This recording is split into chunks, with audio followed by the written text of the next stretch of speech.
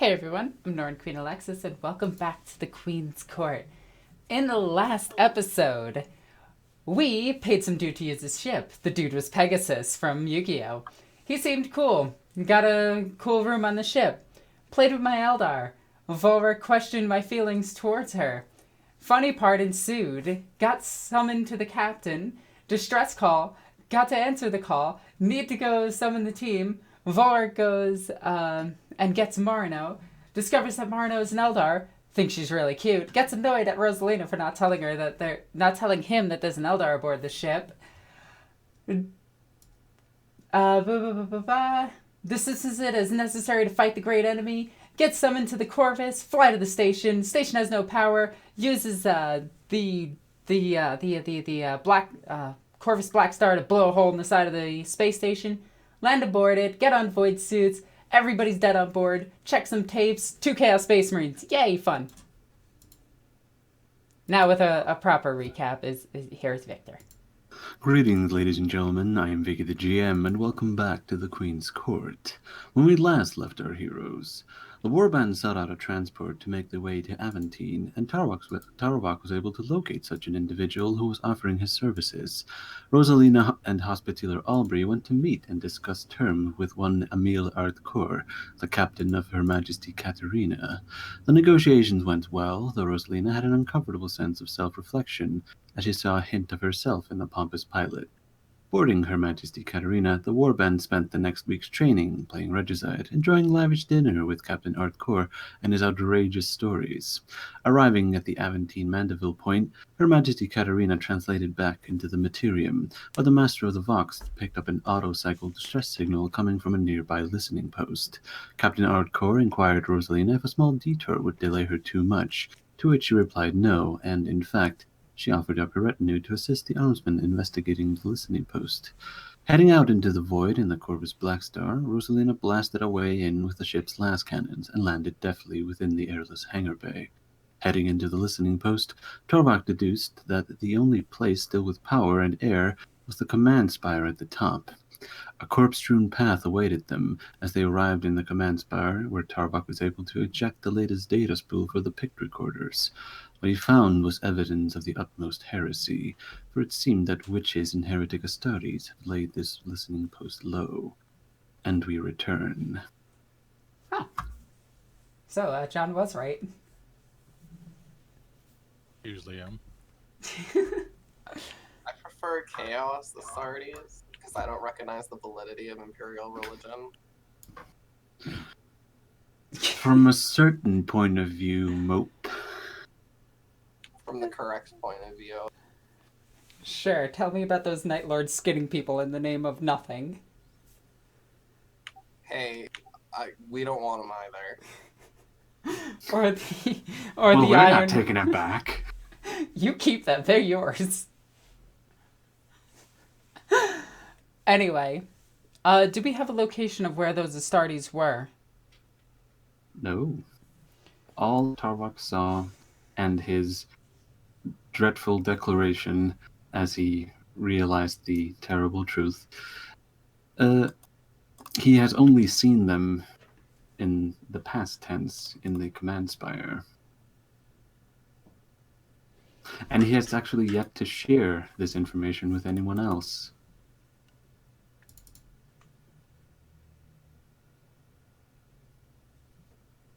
So, waiting on John. Oh, okay, I didn't know if anyone had to say anything first. So, as Tarvok made his dreading declaration, his eye switches to a red, and he looks to Rosalina, his lip a quiver, his eyes shaking in perpetual madness, and he says, "The fallen angels, they're coming for us. On wings of death, they seek our destruction. The Imperium lays low at their command should they wish." Tarvak, what are you getting at?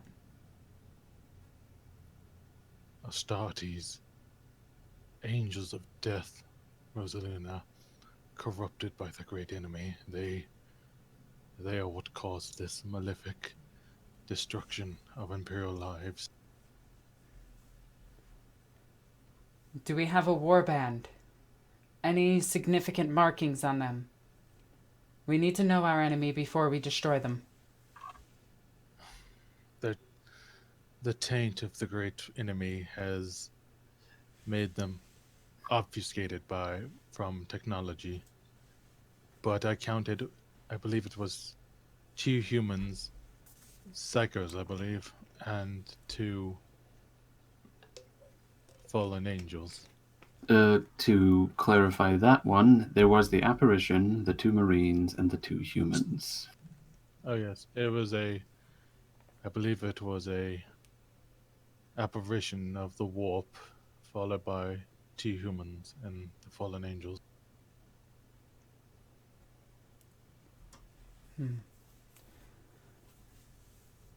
Well, Valric, it looks like you'll put your abilities to good use then.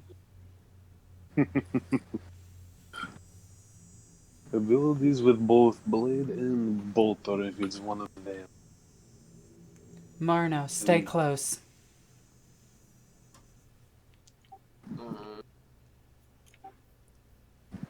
Morno, I'll nod at you. Rosalina, have you ever fought such an enemy before? We taught that the angels of death were just that, angels. To fight one that has fallen to the great enemy. This will be a challenge. But I do believe we can overcome them. Here's an interesting question. In all of Morano's lifetime, I wonder if she's ever seen one. I think it's probably about a 30% chance. Let's roll a d100 and determine that right now. Yeah. Let's see. No, she has not. Okay. I hope you're not overconfident. Overconfidence is... Well, I can't even finish that sentence. After meeting that captain, I saw what kind of person that I was. I will go into this... Go ahead. It's just, from what I've heard, those who take such an enemy lightly often find themselves outsmarted. And then it's too late. And I'm going to look to my blade and activate its... I'm just going to activate the force in it and just pour my Sinisians into it to glow it. I will not take this enemy lightly. They are blasphemers. They are heretics, and they will be punished. And they also have likely lived for perhaps as long as I have, if not longer. They are not only a more brutal enemy, they are a more cunning enemy. Tarvak, do we have a location yet? We do not. Only and he kind of spreads his arm out to show the macabre display around him. Only here. All right, let's search this area.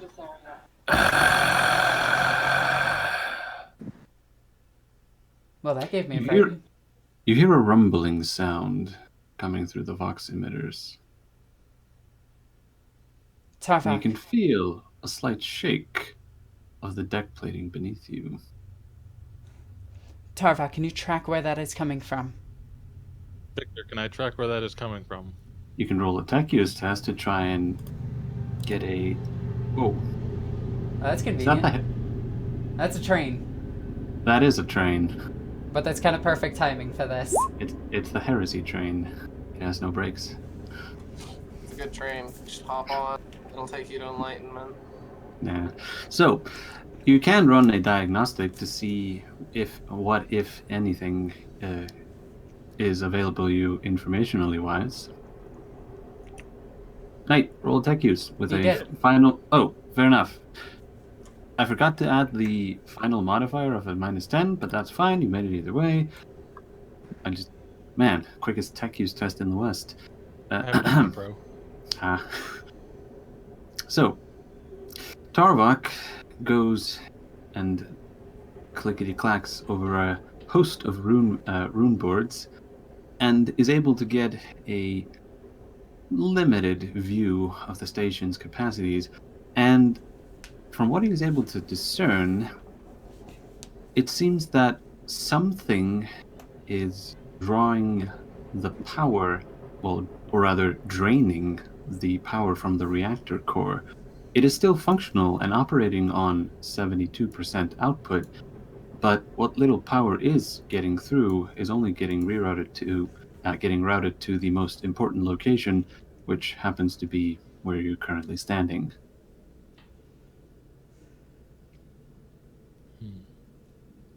Can I? Okay, so bear with me on this. Can I connect my aetherscope to the ship system to see if I can do like a more full scan of as much as possible? Unfortunately, the aetheroscope is not STC built. Don't quote me on that. I honestly don't know, but it feels like it's like custom built technology. So I'm going to say that the aetheroscope can't interface with the STC Well, that's what I'm asking. Can I variant. jury rig a connection, like jury rig an adaptation? That could be messy and difficult. If you roll for me a Forbidden Lore Archaeotech, actually, no, Forbidden Lore. Let me see which Forbidden Lores you have, just that I can Several. have you roll the correct one. Let me see. The Mechanica. No, your Oracle has not yet proven correct. Okay, let me see. Disolium, Heresy, Eldar, Warp, Mutant. Roll for me Forbidden Lore Adeptus Mechanicus to see if you have what it takes.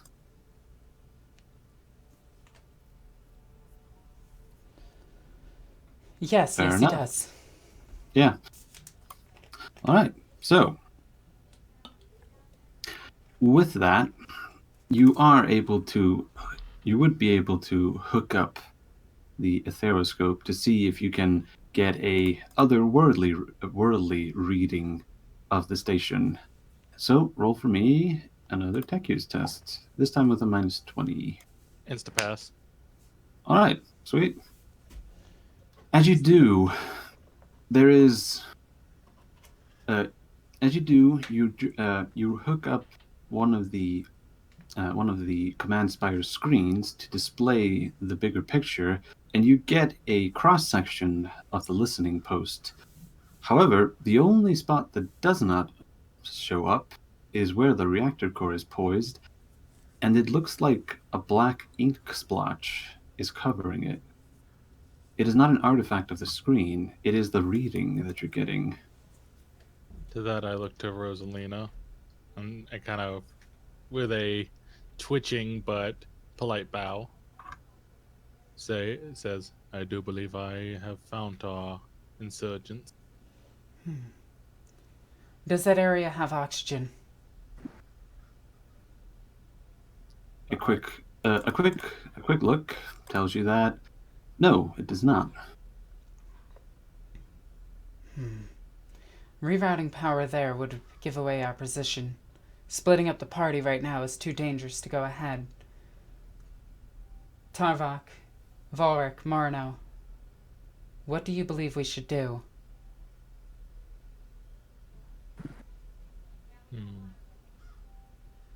On If one... we, Oh, go ahead.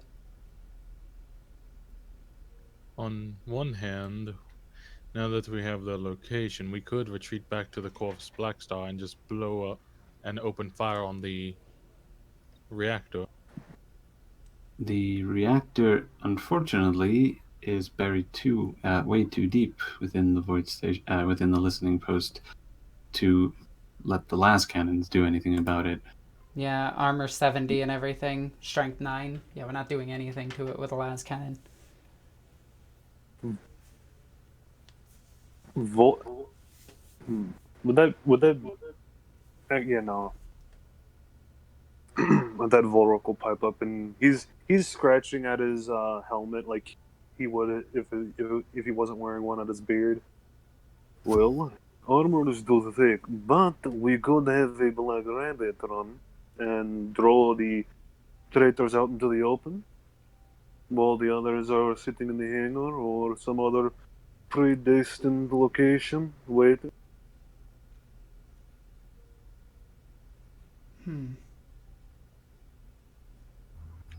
That would be assuming they don't know we're here. Actually, that is a little bit of the point. And we don't need to go to the hangar. We can go to any other location of, use. As long as it's in the generalist area.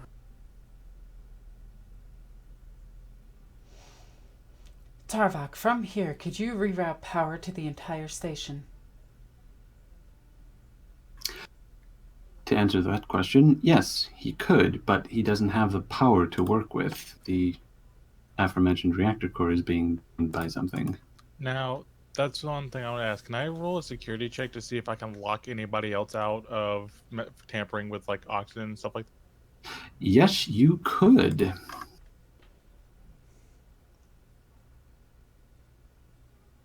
And it would be a straight security roll. That's scrutiny, not security. I got it. I'm not seeing it on my screen yet. Yeah, roll 20 is being slow. It's a 73 out of 80. Damn, you aren't a butt. Roll 20 is being strangely slow for me. It's not showing me anything. I'm going to reload roll 20 real quick. Yeah, I just called... The last thing of mine is that I used my useless skill to call Tarvok a butt. Yeah, not seeing it. Oh, Did my there we roll go. show up? Yeah, Oh, there it there we is. go. There it is. Oh, wow. Yeah, Okay. Roll20 just had a major, server glitches. Yeah, it did. Damn. Didn't All miss right, it. so you now have locked the command spire down with 2 degrees of success, and Rosalina was unable to call Tarvok a butt. Oh, sorry, my bad. 3, because it's an intelligence skill, and you get +1 due to unnatural intelligence.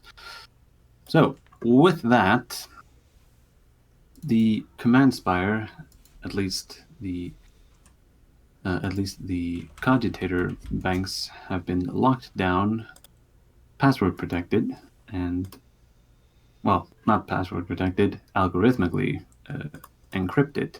And with that, you should be fine. At least Tarvok is the only one who can control it from here. There is one thing you could do, Knight. Go on. You could, do you have any scout vermin left? Can I they... carry Oh, yeah. We're in a place with oxygen. Yeah. I carry 3 on me at all times. I left one in the ship with to keep an eye on Riza. So, you could connect one of the scout vermin and use that as a remote control. That's just stupid enough to work. Pretty much. So I will double checking that the environment that this spot does in fact have oxygen. I will use the remote cogitator in the scout vermin. So you'll just see like him hold his hand out to the terminal and a rat kind of crawl out of it, and you hear like it's squeaking and like the sound of servos whirring in it on its back. Oh, Victor, side note really quickly. Hmm? What does the power armor give me? It's just, what, +1 to my armor? Hold on. Let me see. I think it's light power armor, right? Yeah. So it should be 7. Armor 7.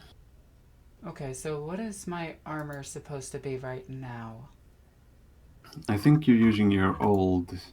Yeah, I am. Let me... Hold on, I can do it. So it should be... Well, don't change it here. Just write it in the conditions, just so I can see it right next to it. 7 armor points. There you go. Well, no, that doesn't help, Victor. What is the total? Is it 7 Total. plus 5? 10 soak. There you go. Okay. And you also have, I'm going to just pop in 1 unnatural strength into your sheet for now. Okay, perfect. Alrighty. Oh, also your movement has gone up for now. So it Yeah, should be I'm not fine. worrying about that. Don't even bother changing that. Fine. Alright, here we go. Alright. That is that. Your armor has been updated. Alright, sweet. So, with that, next move.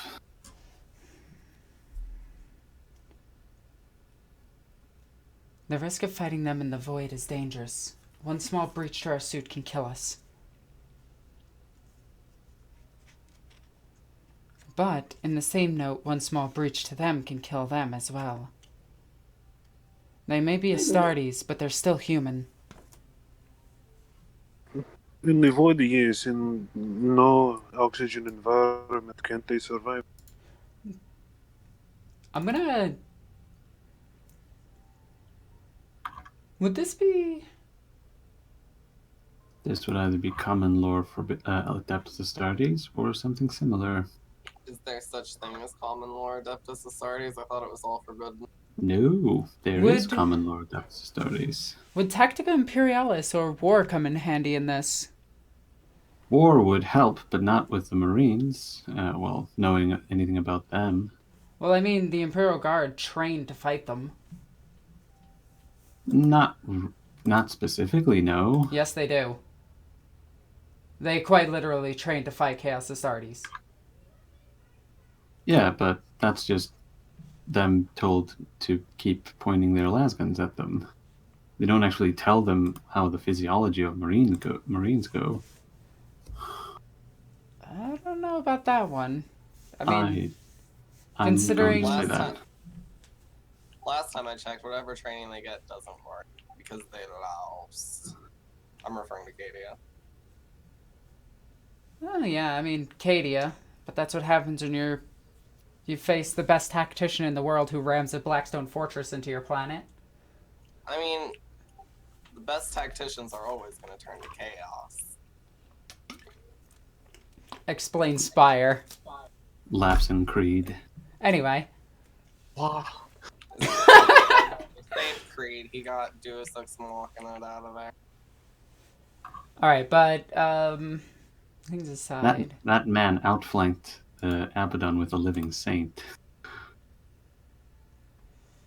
Yeah, the little tiny little minor victories you loyalists cling to. Don't forget you're losing. I don't know. We got the Son of the Emperor. Wait, this isn't a debate for right now. No, let's not do this. We're playing Dark Heresy, not tabletop. Not the lore community. That's back on that one planet. Yeah. So, have we determined whether or not we're going deeper in or staying here and trying to activate all the power? As earlier said, the power is being drained by something. So we're going to the core. Looks like it. Okay, fun. Let's go fight them in the void. True, but at least we have, if not the element of surprise, the element of knowledge.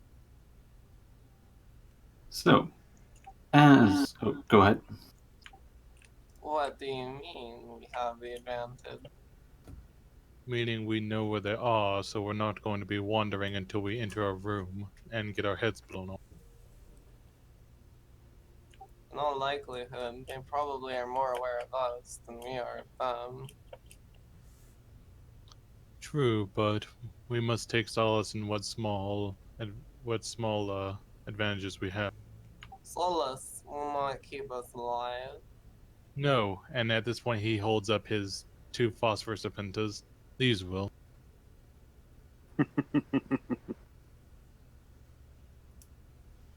So, I hope you are not go ahead. overconfident.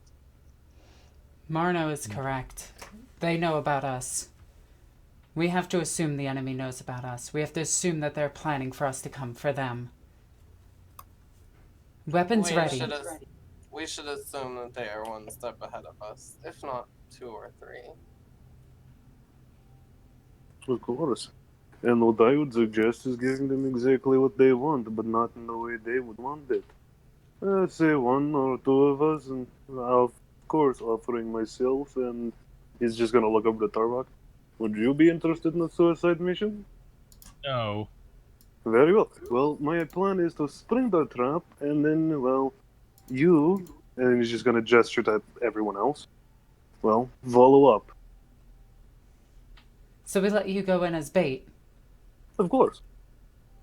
Naturally. Very well. Weapons ready. Guard yourself. Use your servo skull to scout ahead of your position. Just to take us out of character for a second, what are the specific orders in regard to this station? What were your very specific orders? Did we actually have any orders? You're No, currently you're just checking this place out. You haven't ordered anything, and nobody. Currently, Rosalina is the highest Imperial authority in about 300 void units. Mm-hmm.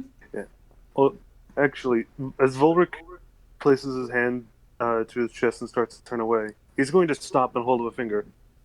Wasn't the shiny boy going to send in some of his arms? Eventually. Following up on us. Yeah, Maybe you could have he- them rerouted to me?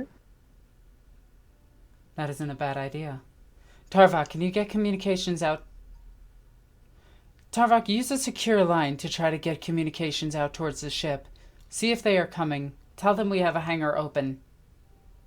Alright, Victor, I activate the Tarvok pattern personal communications array. AKA the Aw. butt phone. yeah. You can reroute yourself to the Vox antenna on the command spire through your wrap. Is the line secure? I rolled a 1 on Roll. the security test when I created it. Does that count? That can count, yes. That fate point can include that. Well, that as well. So, as Tarvok, actually, what do you say? And I say, what was the name of the ship? Something Katarina? Her Majesty Katarina. Master of the Vox for Void Ship Katarina. This is Boltavarius Tarvok. Replying, What is the current status on the voidsmen you were sent to us? That were being sent to us.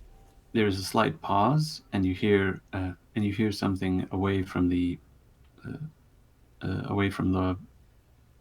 You hear something muffled being shouted, as though the Master of the Vox is holding the comm bead with her hand, and then she gets back and says, "They are ready on. They are standing by, waiting for your signal."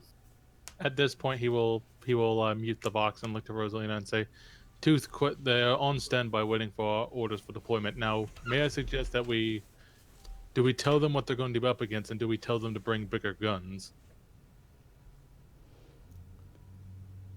Tell them there's Ogrins. Bring something to kill an Ogrin. Bulgurn. Tell them to prepare to fight Bulgurn. Vorik is correct.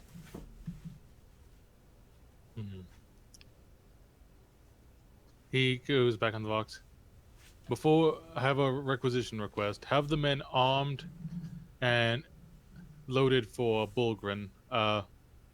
It seems there was a food supply shortage that caused them to go feral. You know how it is.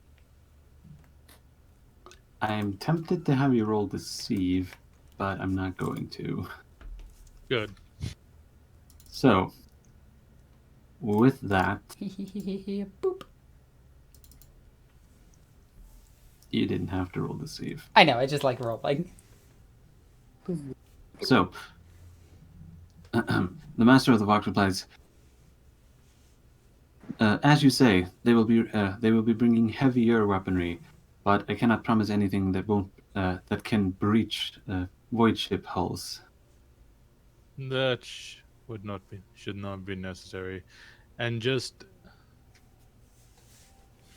have them have them steeled apart and carrying out the biggest guns you can give them. These things are actually quite annoying. Tarvok, send him to these coordinates, and I'm going to give him the center of the ship, the center of the hull. This is where they are to meet us, and they have to be as fast as possible. Void suits, they'll need them. He passes on the message and says, and make swiftness with the he says, throne speed to them. They need to be here as fast as possible. We need deployments at these coordinates. Copy that. Master of the Vox out. Tarvok out. So, as you move, actually, are you going to wait for the armsman? We're gonna... Volric would very much suggest doing so, just to give extra cushion. If that makes Okay, sense. I know that this is stupid, but... Cannon fodder? Victor, I want to roll stealth and go to a position that's still far away from it, but in a position where I can hide and be close enough so that I can see the voidsman enter, as well as anything leaving. Right. Roll a stealth for me. I'm also going to signal for Morino to come with me. Oh, I will silently follow. I'd assume you'd have to make one too, unlike a bazillion. Uh-oh. Yeah, I might as well. I think I still beat that by 1. Yes, you do. Victor, can I set up my Magnus pattern shield array like in the command spire just in case? Yes. And then that's got plus 3 degrees of success because unnatural agility and my ranger ability. Oh my god. Also, all of my torches and everything are currently out. Obviously, because there's no oxygen to burn, but still. So, as Rosalina and Morino get into position, a few minutes go by, and Volric, Albri, and Tarvok are waiting at the coordinates where they can be seen, and Rosalina sees 2 separate. Babe, what's a good troop transport? Not Valkyries. Arvis lighters! Fine, we'll go with Arvis lighters then. They're also one of the most common ships. That is true, but I was thinking more like Battlefleet Gothic. What did they use? For transports? Like for boarding actions. Oh, those are Dreadclaws. No, those are not Dreadclaws. What, the Imperial ones? They use Imperial Valkyries. Navy. Wait, really? no. Do they use Valkyries? No, they use a dropship. No, they have specific assault vessels. Which I'm one? not sure of their name. Tiger Sharks, I think. No, that's Tau. Right. Oh no, the nerds back on Joven are bickering again. Oh, wow. It's irrelevant. We all know what we're talking about. Fair enough. I'll say Arvis lighters now, but it's fun to discuss these things. It's the reason one of the reasons we like 40K. I really shouldn't add to this, but if you look at the Rogue Trader rules, the assault ships come in squadrons of 2, whereas bombers are squadrons of like 3, and then fighters are like squadrons of like 15. So my point is, if you know the Space Wolf landing ship, the one that looks like a giant wolf head, wolf, it probably looks something like that. Fair enough. The Estes assault ram? No, Stormfang. Ugh. The assault ramp is probably also one of their assault craft probably looks similar. I would imagine they're just imagine them smaller because they'd be optimized for armsmen, not Astartes. Fair enough. So, you note two separate drop ships. I'm just going to call them that because we don't have another name for them. Land in the blasted open hangar bay, one after another, and two squads of 10 armsmen disembark and line up in their void suits. You see them now. What did you want to do with that stealth thing of yours? We're simply hiding and checking positions to make sure that no one else gets ambushed. And no one does. All right. I'm going to go on microbead, go over to Tarvok and just say, order them to move forward. We'll use them as a breaching team. All right, and as I step forward, I give them the cog of the Omniscient. And what are they equipped with? Like, what did they bring? So, you note that mostly they have assault shotguns. However, they do have two separate heavy weapons teams. Which are equipped with...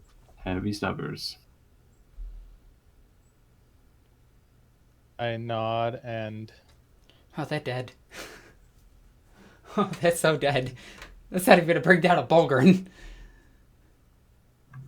Actually, Victor, I will offer them going through my old supplies.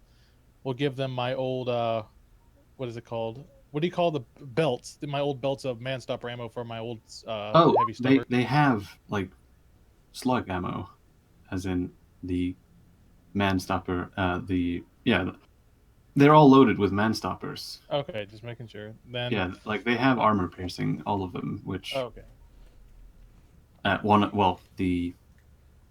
The sergeant at arms explains that they specifically loaded new types of ammunition. All right. Well, that's as good as we're getting. All right, move forward. You'll be acting as breaching teams. You need to check your corners and call in any unnecessary noises. And I go on the microbeat difference. Do you wish me to follow them or? Follow shortly after. Volric first. Yes, and I kind of wave over to Volric. This is Volric. He will be your acting leader for this engagement. We'll put his fist to his chest plate and bow. And yeah. The sergeant at arms gives you the one-handed version of the Aquila. Volric, you're to head in with them.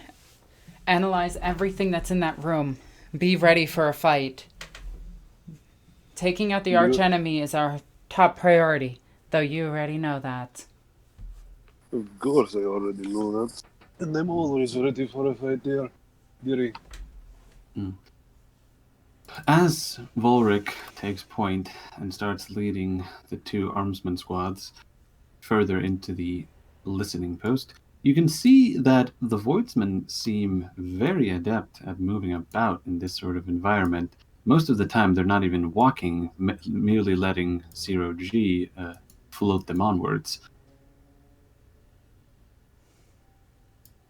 So, with that, you arrive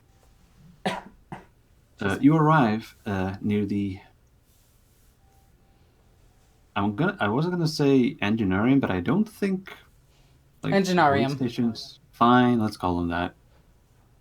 So you arrive before the enginarium doors, but they seem to have been sealed.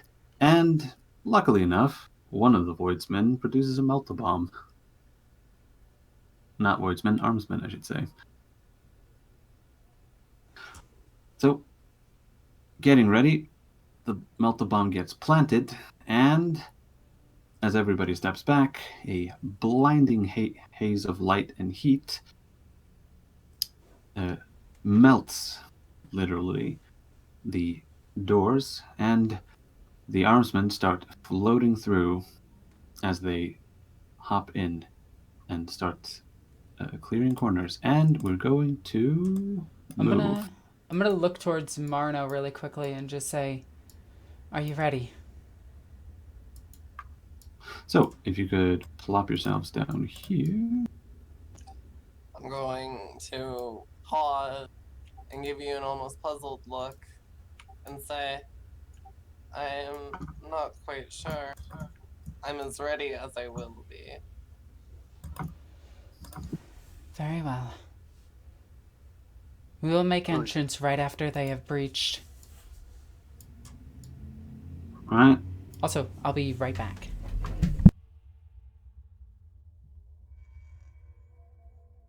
So, Ulrich. Oh, probably shouldn't have moved you with, but there you are.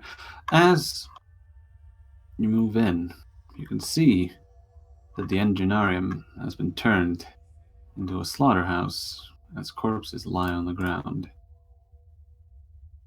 However, you can see and feel the rumbling of the main reactor core, but something seems to be off. It seems to be its light seems to be waxing and waning on and off in a almost breath-like rhythm.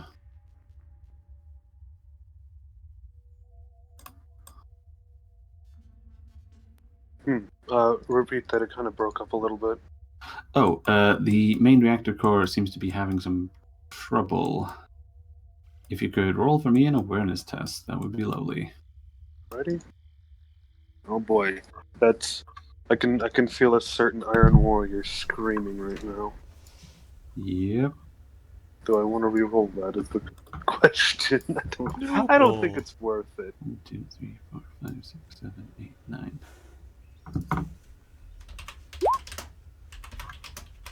All right.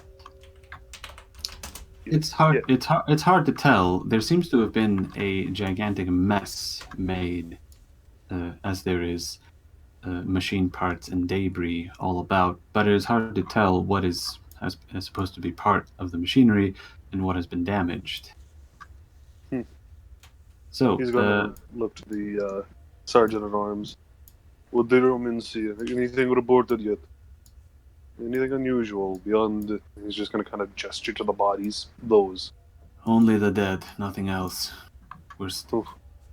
Keep finding out. Check corners. He orders to his men, and they are just moving about, checking their corners, making sure. So, Tarvok, do you enter? I wait for the comm signal from Rosalina before entering. I'm waiting on Volric. Volric is moving slowly towards the. Well, no, I'm not even gonna say slowly. He's just moving at a relatively casual pace towards the reactor thing here. So, stop right there. As you stand before the reactor core, limiter on or off? Off. His limiter's been off majority of the time they've been in here. Then let me just do a slight little thing. That's also why Rosalina went ahead and got away from him. What's your 5? 5? Right, there we go. And I'll use. One Let's use day, this. That's a nice color. Yeah. One day it will be, and it will be beautiful. Also, I don't see the range. There we go. Yeah.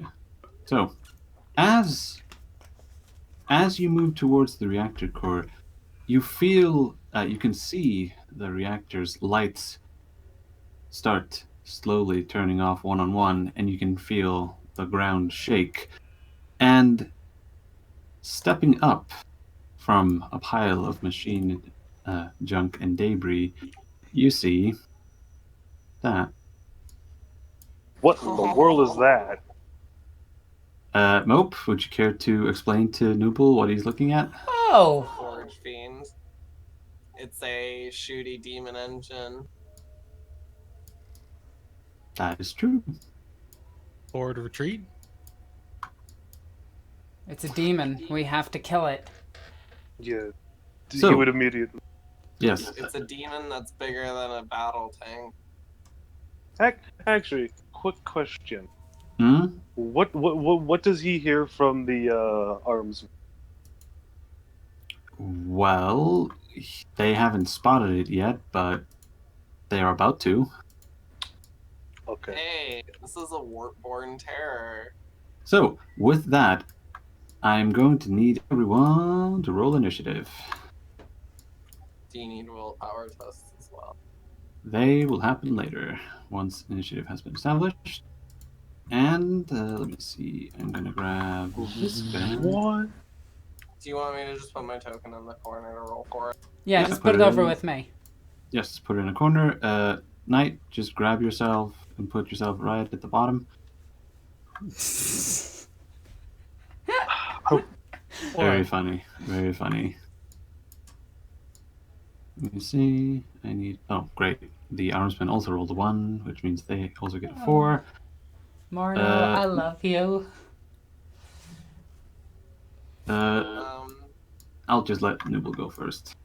Okay. Knight, what did you? I Wait, rolled an 8, but hold on, I'll but fix it. oh, there you go. There you go. Just being weird. Descending, and then I need one more, which is this, and then. Oh wow, this thing has horrible initiative. Well, I say that. Rolled an 8. So, with that, let's get some battle music going. Why is it not playing? It is. Oh, there you go. It was just slow for me. But there's two musics So, playing at once as- right now. That's probably because it's on the stream. There we go. There No, you go. there was two different things active at once. You can see them now, which is cool. I like that Roll20 updated. Yeah, they've actually been updating a whole bunch of things. So, as Mope correctly pointed out, this is indeed a Forge Fiend. However, it doesn't have whatever nonsense ectoplasm cannons it comes with. It only has auto cannons. Oh, even better. Those are the miniguns, right? No, those are like thud guns. Yeah. Yeah, Oh. they are autocannons, but they're worse. Yeah, I remember those. Yes. Hades auto cannons. They're great. So, with that, Volric, do you say anything? I was kind of waiting on the armsmen because I had a response to whatever they were going to say. I think we also have to see what willpower tests we all get. yes. So, first up, I need everyone to roll a fear. Actually, I don't need everyone to roll. Tarbak doesn't have to roll. That means that Morino, Volric, and Rosalina have to roll a Fear 3 test. Fate point pass. Fate point passed. So I'm immune. How are you immune? I have a 60 insanity. I'm immune to fear 3. See, I have resist, fear, iron will, and Oh yeah, you currently the roll is affected that you only get a -10 instead of a -20. Why? I'm talking to Rosalina on that one, Oh, okay. and she makes it. and Now- I'm gonna. I have another ability for inspiring those around me. Yes, that is true. However, people have to fail their willpower tests in order for that to kick in. So Marno, roll it. Does Morno have resistance fear? Oh, she doesn't care at all. She gives absolutely no craps. Dang. So now I'm gonna roll for the armsmen. Their willpower is not the best, but you know, for the emperor and all that. Rough. Quick question, Biggie. Well, Yes. two things. One, does it count as a demon? That thing, yeah, Okay, so it takes 5 damage, and how much fear did it have? What was its fear rating? I just asked because I gained a pin and damage. its fear rating is 3. Okay. We'll just add that weapon penetration and damage on afterwards, just manually. I'm assuming I'm not in the do it. room with it yet, because otherwise it would be taking 2, 3, 4, 3 more damage. All right. So, to answer your question, Knight, no, it does not. Fair enough. Carry on. All right. So with that, the armsmen have failed. However, Rosalina, you may roll a command test with the demon opposing with its willpower. Also, Marina was about to say something. No, I wasn't. I was gonna ask something. I was gonna ask. Do I fate point that? Do we need these voidsmen? Yes. All right, spending a fate. And you know what? I'm just gonna... I could just auto-succeed it, but... There we go. And with that, I'm just gonna say over the Vox to everybody, because I'm assuming Tarvok patched me through to everybody. I'm just gonna say, stand fast, bring it down. Yes, indeed, you do succeed. Yeah, and you'll hear Volric reply, without fear, without pity, without remorse. Alrighty. So, with fear tests out of the way, I require Morino to make her move. Oh boy, do I have line of sight to it over this crate? We're You currently not don't- in the room. You're currently okay. not in the room, so yeah, you're going to have to. You will enter like right here. Okay. So keep that in mind. Yeah, thank you. There, door. I like it. Gosh, I'm sorry. I'm kind of blank. I'm not quite sure what to. Run into cover. Yeah, I should probably just run into cover. Here, I'm gonna go ahead and move myself over here so I know that I need to enter. John, Yeah, you might want to do the that- same. Is that basically just gonna be the move for the turn, then just moving like right here? Oh no, this is where we are. You might want to Yeah. run over to cover. Yeah, you can run pretty much anywhere in the room. Well, not anywhere in the room, but pretty close to it. I'm gonna run to right here. Alrighty, and you're getting 12 points of cover. Okie dokie. Oh, why did I not? I forgot to give Morino her fate points. Hold on. That should be right here. Alright, now the most Yeah. infamous thing. Save changes, and then edit, remove, use selected token. There we go. Morino now has her fate point on her token. Alright, there we go. That is Morino's turn. And I'm gonna count 12 there. So I put cover the cover bonus in your blue circle mode. Okay. Alright, with that, it is now the Forge Fiend's turn. And Not what I wanted. he is going to bellow a demonic roar as he takes 1, 2, 3 steps towards Volric. And let me see, I am going to use his Slaughter Limb. Once per round, it may spend a reaction to make a standard melee attack action with his weapon. Nice. And he Negative does. 25. Yes. Let's see. So hit. Question: No would aim. this suffer from warp instability? It does not suffer from warp instability. Okay, Well, I was you just assigned it to the vehicle. asking because if it's in my aura, it would be. If it's a normal demon, but I didn't know if they ever would. Damn. It misses. Good. Okay.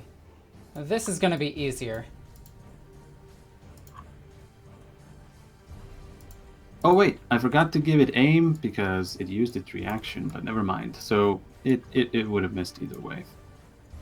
Oh wait, it has ambidextrous, so haha, it has two weapon wielder. Never mind, I'm gonna attack again. Okay. So, with that, he uses one of the Hades autocannon barrels to try and hit you with. So, no aim. Actually, I know what the target is. I'm just rolling a d100. No, miss. Victor, I deleted my token, but I just put my... Thank you. Did it. Okay, Right. you just need to go down to me. I'm using my full turn to run all the way over to here. I have my Inferno pistol in one hand and my sword in the other, which I had in the last episode because I made sure. Alrighty. So, that is... Wait, where did you run to? Ah, there you are. Yep, so that's my turn. Alright, that is your turn. Tarvok, you're up. Tarvok, bring this thing down. Easier said than done. Let's see, I'm gonna half move over, or I guess I'll full move over to this thing for cover, Alrighty. and then free action fire my Weber. Alrighty. Aim for the back of it so it doesn't get Yes. Ulrich. Yo, yeah, this thing's. What's the bonus for shooting this thing? Plus 30 because of its size. Right. Not to sound dumb, but is the Weber big enough for this thing? It's blast 5. Yeah, I guess it is big enough for it then.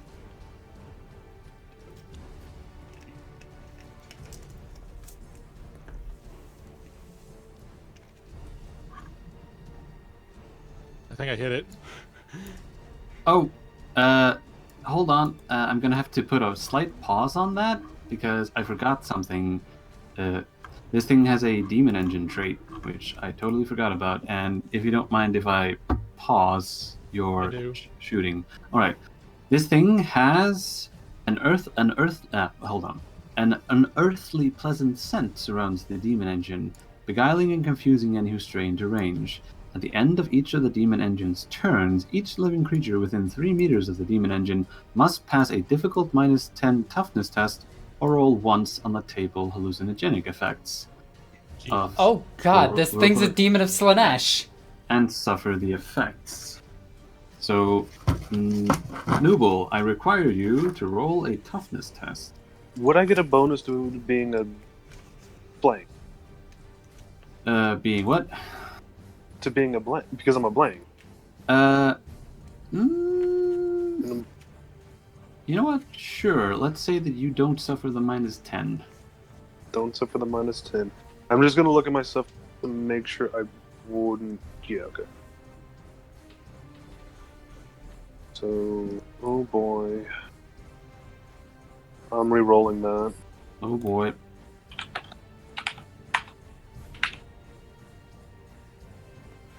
God.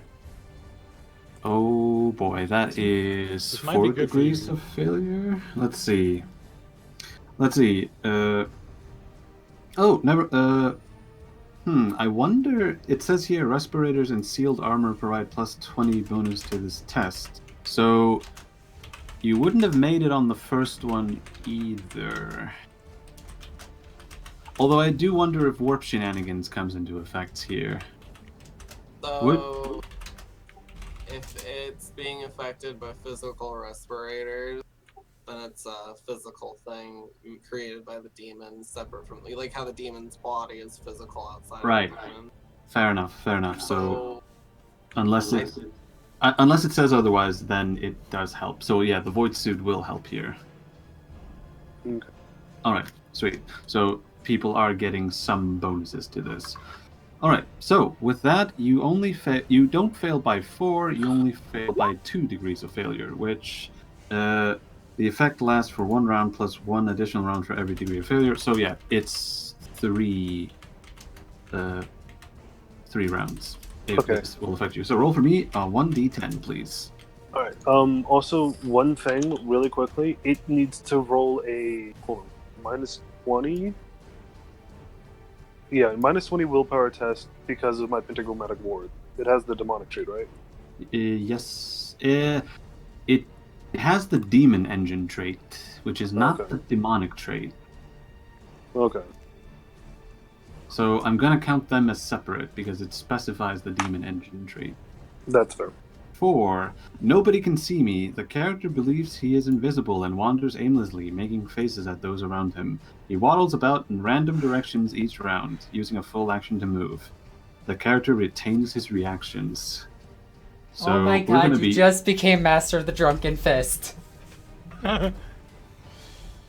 So for three rounds, you're going to scatter about. Yay. Welcome to Tarbok Syndrome. How's it feel? Oh, lovely when I try to be. Oh. I know, it's great. Where is this? Oh, I'm gonna have the scatter diagram open for you, just in case. So, with that, now we go back to Tarbok's turn, and you hit, so that the weapon doesn't do any damage. However, what's the snare on it? It's just one. Snare one. Don't imagine a demon engine having that much agility. No, it does not. As its freaking Mechagodzilla just leaps out of the way. Yeah, right? Not So minus 10. You're kidding me. Oh, well. Well... Wow, it just Mechagodzilla'd out of the way. I imagine it like the snare got around it and it just kind of bulked out. Victor, Yeah. remember, it does need to move to get out of it. Fair enough. So you hit it there, Knight? Correct. So 1, One 2, this time. 3, 4, 5. Yeah, it's good. It can, it can come back to here. Speaking of which, Nooble, you do get you get a opportunity attack. Hey. Oh yeah, he's got his reactions. Yes, he can in fact react, but he's just walking about, thinking nobody can see him. And considering the demon engine just walked past him, It amplifies it. All right, Noble, you can roll a roll to hit with just a standard attack. Actually, a plus 30, a plus 30 to hit it because it's massive. To be fair, but you might also get a free frenzy out of this thing. Yeah, so target is 9. Got it. Right. He got booped. He booped on the head, indeed. All right, roll damage for me. Alright. Swapping Alright. degrees of success. Sure. So Which it's turns that into 5? a 20. Let's see. 24. So that 24. Actually, no, it's more. It's 20. 27. Pen 9. That actually does some damage. No, I already pin and stuff. Oh, you put that in as well. Ah, right. Yeah, Oh, I just made a note to keep track of it so I know to remove it after this fight. Fair enough. Okay, so I'm not adding those. In that case, you swapped it into a 24, pen 6. So that goes to that much damage. Alright. With... there we go. Takes... It, as the demon engine hurtles out of the way of the Weber, Ulrich slices at its head, which happens to be an autocannon. I imagine it's like hanging from its mouth. Yeah, and strikes true with his great... is it a great weapon? Yeah, it is. It is a very great weapon. Yeah, it's great. Alright, and that is Tarvok's turn. Alright, now the armsmen are going to shoot at it. So 1, 2, 3... so I'm going to roll 10 d10s. If anyone rolls a 10, they do damage. Wait, can I do it from here? Just do the dice roller. In the advanced roll, just put 10 and then put d10. Or I just do this. Yeah, that works Someone too. got a hit. Alright, so they don't do Righteous Fury because they're, not...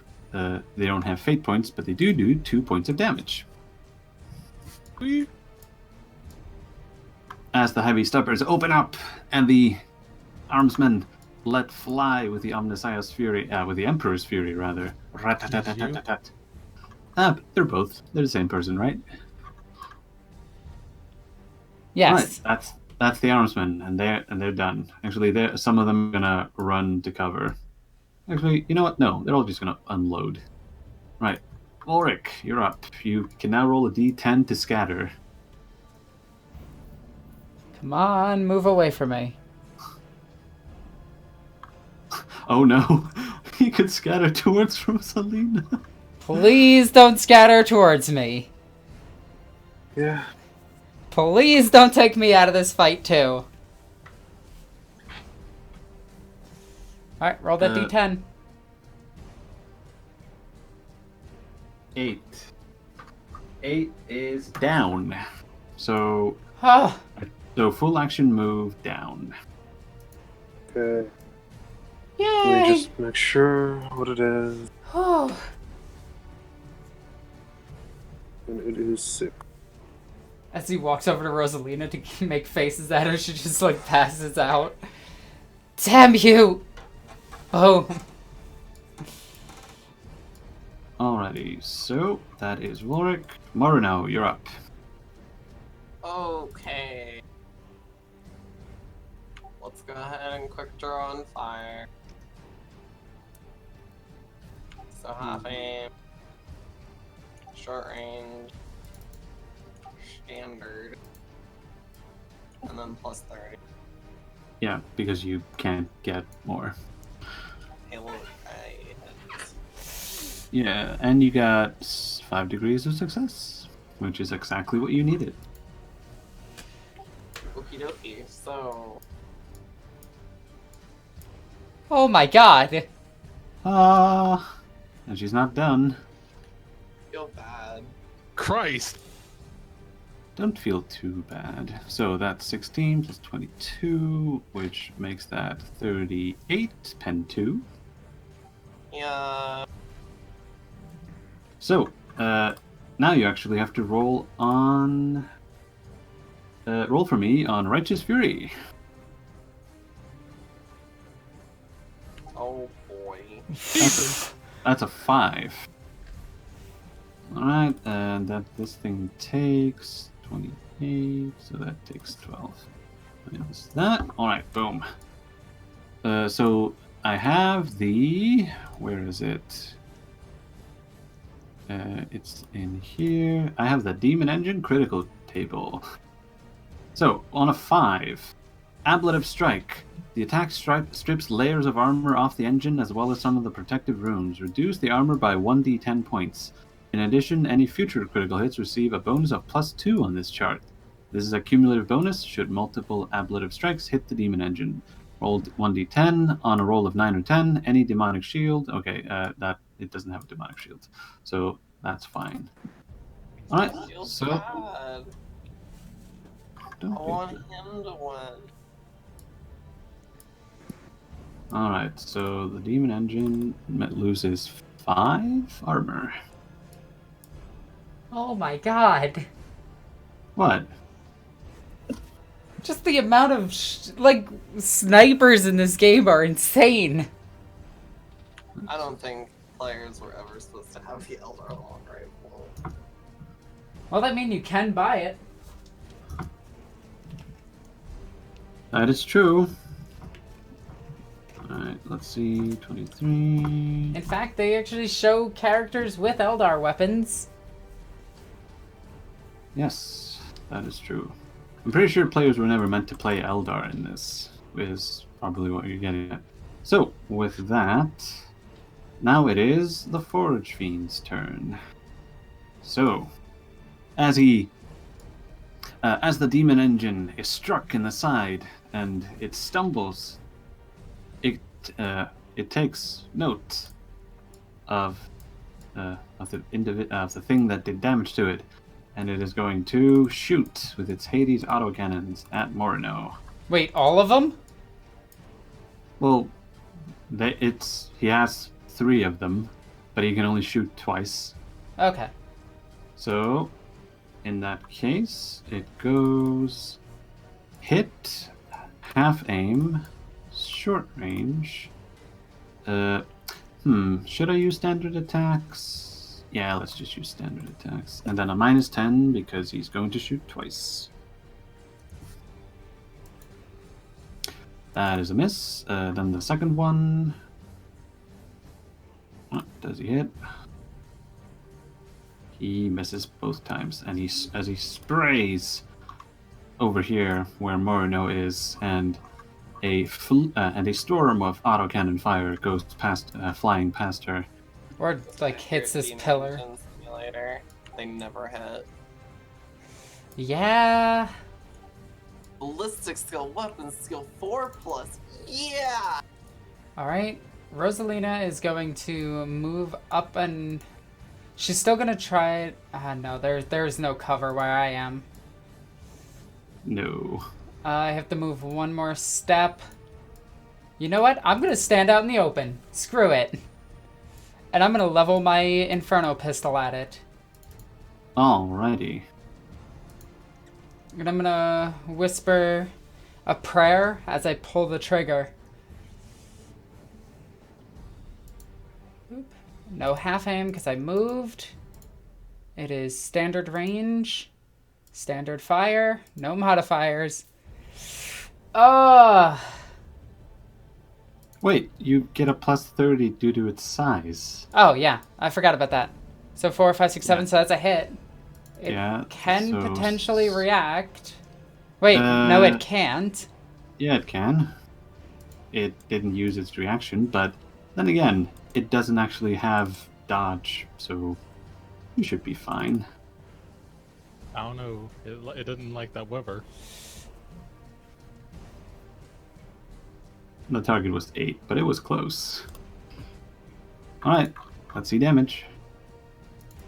Jeez, Righteous Christ. Fury. All the 10s today. That's a 1d5, right? Yeah, but hold on, I need to do some math. Oh my god. You do realize you can just make a macro for a 1d5, right? It pops up on the bottom of the screen. It looks a little bit silly and moves all the characters. I don't like it. I mean, you can also just ask me to do it because I have a macro ready. Yeah, but then I could roll that. Yeah, but the d6 is up. Details. Alright, so let's calculate damage, and Oh my god. let's see. This Fortune just came to the wrong neighborhood today. So Rawr, that's I'm scary. Boom! Stop hurting me! Boom! See, Alright. it would kill any of us in one hit if it could hit us. But That's that, true. again, is an accurate dimension simulator. They never hit. So, Huh. wait, what's their plus on the tabletop? 4 Or the- plus. Yeah, 4+. They never hit. Like, it's so terrible. They get like 4 attack. So you run it up, and you just see 3, 3, 2, 1. I'm like, oh, okay. And then the Sisters of Battle fire outside of the tank, and then it explodes, killing a ton of demons and all of your stuff. Oh yeah, you also remember you get a +2 on that because of the ablative strike that Morino did. So that's actually a 7. Here we go. Weapon damage. Randomly select a weapon on the engine. That weapon bears the brunt of the attack and takes full effects of the blow. While not quite as resilient as tighter weapon, the demon will try to preserve its integrity. Roll 1d10, and on a roll of a 7 or more, the weapon can be used the next round.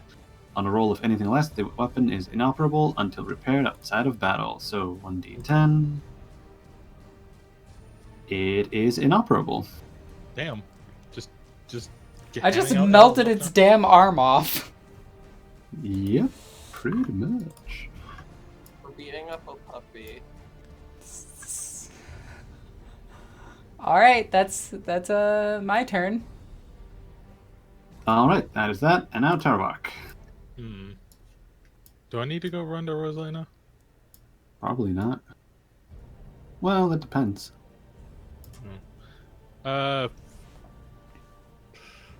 I'm gonna just shoot it.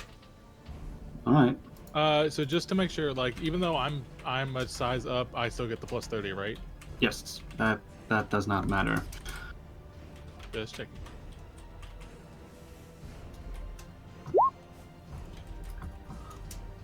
I think I hit it. That is true. I think On you got it damage. right. I'm gonna go ahead and replace that with a 10. And let's see. That would make it a 10-5. Yeah, that's not, I'm not even throwing it all. I forgot to put on the custom grip Oh, and don't forget it has felling 1. Oh, that is actually, I don't. Did we disagree on felling affecting demonic? We It just decided that felling doesn't affect demonic. All right. only Just a making natural sure. toughness. All right.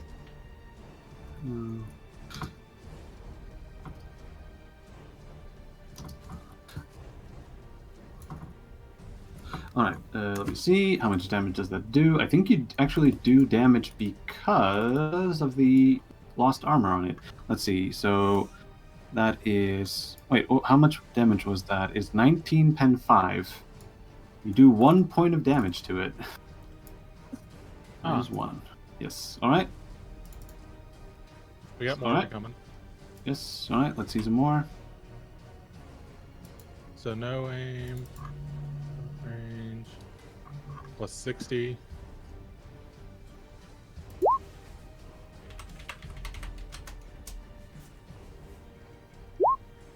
That's another 10. All right.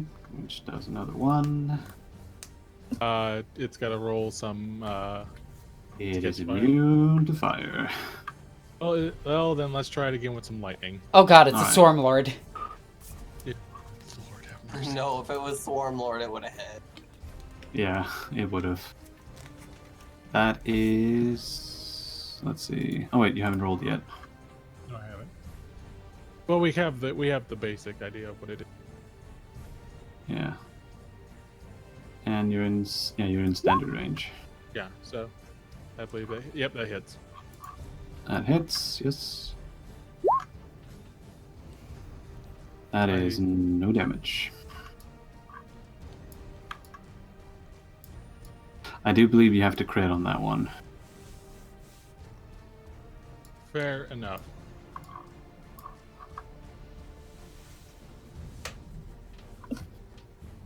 I do take 1 fatigue, but it's immediately erased. Alrighty. Is that your turn done? It is. Alright. Then it is the armsmen. They're just gonna roll d10s. Do they do any damage? Whoa, that was wrong. 101 d10s. 1, 2, 3, 4, 5, 6, 7, 8, 9, 10, 11 hits. You can jump Rerolling. on. There we go. Made the Emperor proud. They do no damage. Alright, good job, Armsman. Well, they're helping. We're helping! Noble, roll for me a d10. See if you scatter or not. Please don't kill me, please don't kill me, please don't kill me. I won't kill you. Please don't knock me unconscious. It doesn't knock you unconscious either. It just removes Yeah. your die rating. One siren. 9 is down and to the side. Oh, Which side? So you go right there. Alright, that is that. Morno, you're up again. Okie dokie, let's go ahead and shoot the thing. Alrighty.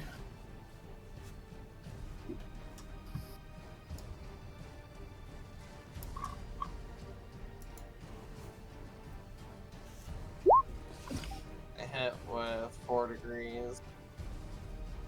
So that's only plus 1d10.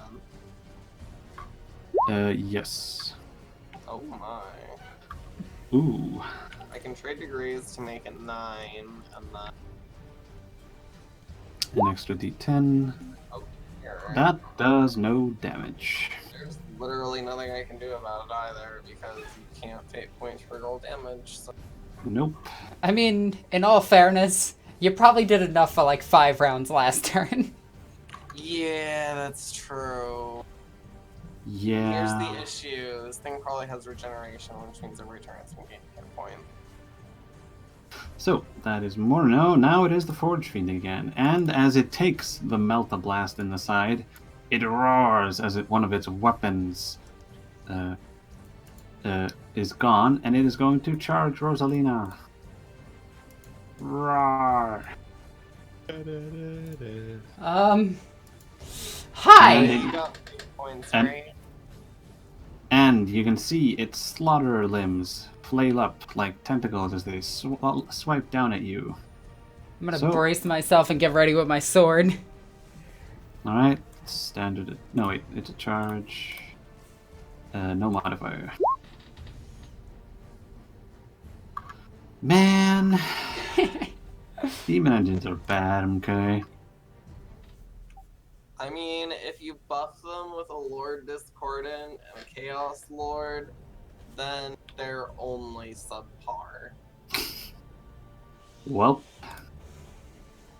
Never mind. And as Actually- this thing swings at me, as it passes into... Oh wait, no, it still has the ability. Oh yeah, it actually can spend another... yeah, it can spend its reaction to do this. Does it want to spend So- its reaction to do this? Yes. Okay. It hits. Alright. Force field. Uh-oh. No. Hang on. I'm afraid you can't parry this because it's flexible. That is, yeah, reroll. Boop. Crap. Oh shit. So- Excuse me. It's fine. Actually, it's not fine. So, with that, I rolled... the Slaughter Limb has defensive, flexible, and razor sharp. Not that I'm going to parry with this thing. So, it does... I'm just going to roll damage, and you can double the pen on it. Oh Jesus! That is Righteous Fury. Actually, no, it's Zealous Hatred. Well, I block all of its pen, and I take 20. You don't block the pen, you remove the pen. Yeah. You remove armor to amount of Magic pen. figure. It's just the size of the battle tank. So, let me grab my... How about negative Where'd it 6? Yep, where What did did he... she? He hit you in the 61, which is the body. Oh. Rending damage. Here we go.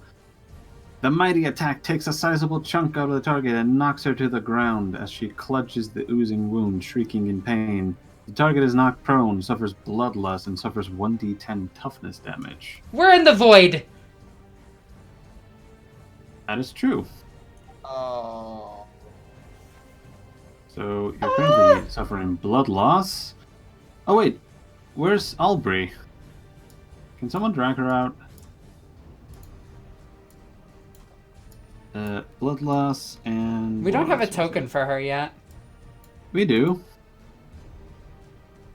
Oh, we didn't drag it out. Wait. Oh no. We'll just have to use that one for now, because I haven't made a token for her. I Pretty keep sure forgetting. you have, because you've used her before in combat. I think we used this token too. Well, whatever. Let Not me- important. Let me just use something else instead. Where is... Here we go. Here, just use this instead. It's a Sister of Battle. Well, I can't use it, but yeah. Let me see. Can I modify this for now? No, let's not. Let's just say that Aubrey was like hanging right behind this pillar. So let's just say that Aubrey was right there.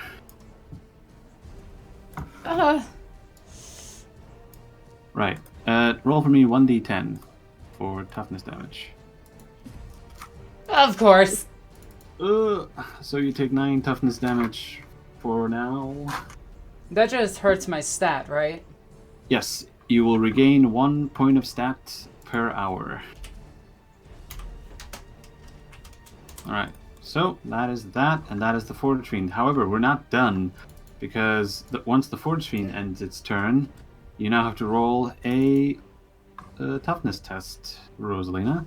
Oh. And seeing how your This armor is is minus- Minus This is 9. minus- So yeah, she fails by a lot. Oh boy. So, roll for me a d10. 1. Bugs, bugs, bugs, bugs, bugs, bugs, bugs. The character drops to the floor, flailing and screaming as she tries to claw off imaginary insect devouring her skin and flesh. The target gains the prone and stunned conditions. Which- Oh my god, imagine that. You got cut open and then you look down and you see bugs crawling out of it. Ew! Rough. That is rough indeed. I'm just gonna go on the microbeat and just be like, John, help. Alright, See, I would be screaming. so in that case, now that since Rosalina is down and stunned, she can control Aubrey instead. Aubrey is a medic, and this is something she would do. Yeah, How she can far is her movement? She can run towards you and get and free action attempt to fix your blood loss. Yeah, let's go with that. Alright, so I can't actually control her, by the way. yeah, I just ran her up. So you do have access to her stat sheet, right? Yes. So Medicaid was a plus 30, I think. Yeah. She removes the blood loss. So I'm imagining she just quickly just smacks it closed with the Narthesium, looks back and starts dragging her back from the creature. Indeed. Which means it is now Tarvok's turn. Now, Tarvok, help! Alright, this is where I gotta ask the out-of-character question, because what John, wants to do is use my insane movement speed, go over there, grab the both of you, and call retreat. But I'm not going to... But this is me, John, asking out of character if anyone's gonna be upset with that course of action. I second the retreat. I mean, maybe this is me metaing, so tell me to shut up, Victor, if I... This is a demon engine. This thing probably has like 60 or 70 HP still, and it's got regeneration. Probably. I can't say. We need to Can't kill it. say. It's a demon. I don't know, Alexis, how many fate points you got? 3? How does having 2 sound? You could be friends with Polonia. I'm okay with this. Oh, Christ on a cross. Alright, Victor. Emperor on a throne. Omnisaya on Mars. Free action. Weapons tech. Oh boy. Thank Christ Almighty I have a 18 charge range. Oh, in for a penny, in for a pounding. Yeah.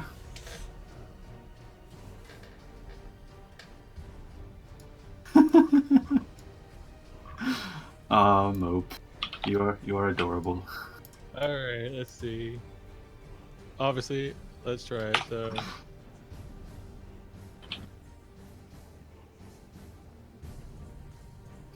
And it already used its reaction. That it did. It spent its reaction to swipe at Rosalina. Alright, keep in mind that the pin is 12 and the damage is plus 6. See, wait. Yeah, Wait, plus 7. plus 7. I'm sorry. So it's, yeah, so Victor, you do those numbers. Sure. Ah! Oh my Christ Almighty on Mars. Victor? That is pen 13 and an extra 7 damage. Bitch's Fury. And right, hold on. Let me handle all of the other things first. I'm I just believe- imagining that Tarvok just came running in with his axe and just freaking hurled it down on the arm trying to get at Rosalina. I like to think he knew exactly where to hit because, you know, he's got all the mechanical knowledge. He was like, if I hit here, go straight. Oh, I also have all the demon knowledge. That is true. Let me see. You go Fraggle. You go through all of its armor because it lost a bunch of armor, and you also deal. Let me see.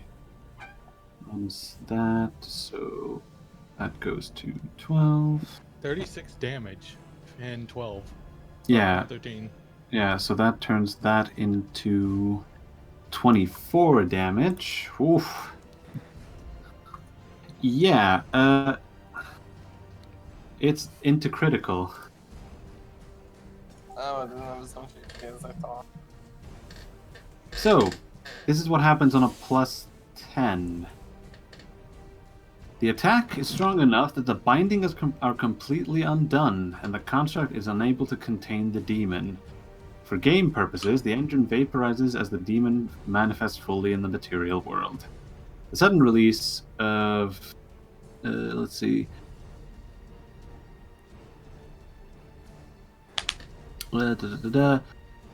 Reduce the damage by 2 points for every full 10 meters the target is away. Oh great, the damn thing exploded. Alternatively, no, hold on. Alternatively, the gene's discretion, the blast damage is reduced, and the damage demon can manifest, freeze from its shackles, might offer players. Ah, right. Here we go. So, what is going to happen now is that the demon. I am going to end your turn, Knight, so that you can bodyguard both of them. Okay. So I am going to reduce the. So the damage is going to be in 2d10 meters.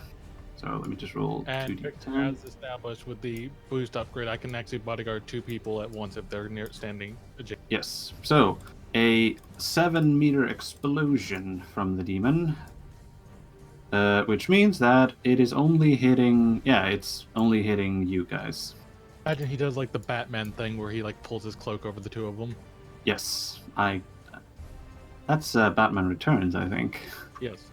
Nice. Alright, so with that, your turn. I'm going to end your turn and start Volric's turn as the explosion happens. So, whoosh, as a flood of demonic fire happens, the demon is evaporated. However, as the demon engine explodes, in its place, there stands another demon. Well, not another demon, the demon. Oh god, those things killed. Mope, those are the things that killed that knight that one time, right? Yeah, that's a fiend of Slaanesh. Actually, let me put it right here so that Tarvok can go like right there. There we go. There we go. And speaking of which, Volrig, it is your turn now, and there's a demon there. Yeah, do I have, Is he in control of Where's himself it? yet? Yes, he is. It's Yeah. been 3 turns now. What is the, roll taunt thing? What is the what? Sorry? I want to taunt it to come and attack me to get it off of... Oh, roll Intimidate. Why don't I have Intimidate? I don't know. I feel like I should have Intimidate. I feel like you should have Intimidate too. Can the demon see him? No. The demon can't even Yeah. see him. Can't even. Like, how could it? Oh yeah, Yeah, he is invisible. He said it's so. actually invisible. It says so on his shirt. He's not real. He's just a material thing. Well, But I'm you giving can them charge it, right? protection. that I was can a charge it. prediction, My yes. charge is 9. Oh, damn. Yeah. Full So, action hey, it's move cool. into combat with it? That would be a run. Yeah, I would much rather not take negative to the melee on that. Actually, you know what? No. Screw it. Sure. I'm right here. Hi, how you Oh. doing? Oh, Great, boy. now I'm not bleeding, my void suit is damaged, and now there's a But you- blank here. You feel Alright, a fine, I'll look darkness. Oh, There we you go. Thank you, Nuval. I love you. Alright, that is that. Actually, I need to roll the... Actually, I don't need to roll the demon's initiative. It had initiative. I just need to put it back to a 10. What was that about an explosion? Oh yeah, sorry, my bad. I forgot to roll... So it was... slash roll 2d10 plus 5. What's the pen? No pen. No pen. Oh, that does nothing. I don't care where it hits. It does You nothing. freaking ran up to the demon, sliced off the arm that was impaled in Rosalina, looked back at it, sliced its freaking head off. It exploded. You pull your cape out with one hand and just cover everybody from the explosion. Tarvok literally just came in as a badass Batman. Pretty much. Yes! You all called me Spider-Man. Joke's on you, I was Batman the whole time. What a twist. Now, Morino, this is only going to apply to you because you're an Eldar. Yeah. You need to roll a Fear 4 test. Yeah. And Rosalina's Yeah. stunned. I think this is the part where Morno goes, Well, to be fair, she is looking at an aspect of She Who Thirsts. So... Yep, nope. Nope, indeed. She's going to probably nope right out of there. So I have to roll on the fear test first, though, right? that is a fear test. I mean, like the fear table, right? Yes, the shock table, you mean. So that, let me see. That is 8 degrees of failure, so 1d100 plus 80.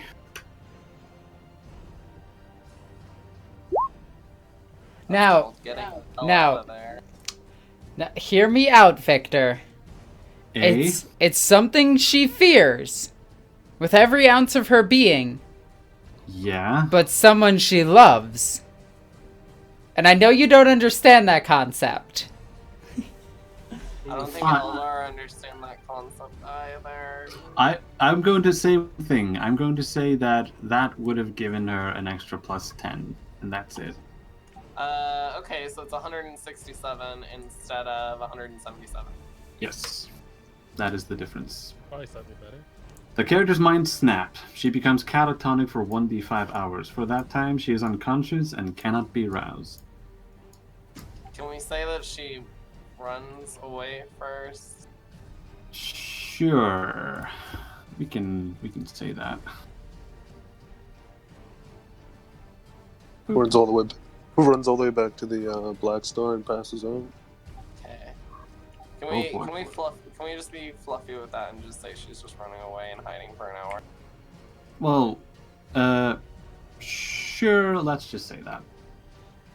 Yeah, we'll say she's running away for now. However, also you get the... Hold on, let me check the fear... what is the fear rating on a fiend? Actually, no, it has a special fear rating towards you. So you get 4 insanity and 4 corruption, and please roll for me an extra d5. Oh, Biggie. That would be an extra 5 insanity. Welcome to the club. Biggie. Okay. Yeah. I realized something just now. Uh, This is now a full demon, right? yes, this is now a full He demon. needs to take a negative 45 willpower. What for? Bane of Demons and Pentagrammatic Ward. What are they? What's the effect? Is what I'm asking. Okay, so Bane of Demons is creatures within the never mind, that was with warp instability. I apologize for that. I thought it was just straight up demonic trait. But anyway, but yeah, Pentagrammatic Wards. Whenever a character with the demonic or warp instability trait becomes engaged in melee with the warded armors, It Where has warp instability now. it has because warp it's- instability. Yeah, because it's a demon, so it has to roll that thing you talked about. Okay. So Alright, and if it fails, it suffers 1d5 energy if it isn't banished. what was that's the going off of minus? 45. Oh. That's, yeah. Yeah. So it takes damage per degrees of failure, right? Yes, 1d5 per degree of failure. Oh, so that's 10 1d5s. Oh my god. Okay. Slat roll. So it's 10 d5.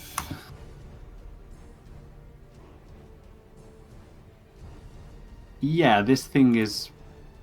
Yeah, it just poofs. So it turns out, Ulrich, really good against demons. So combat over. Combat is, in fact, over. Aubrey, stabilize Rosalina.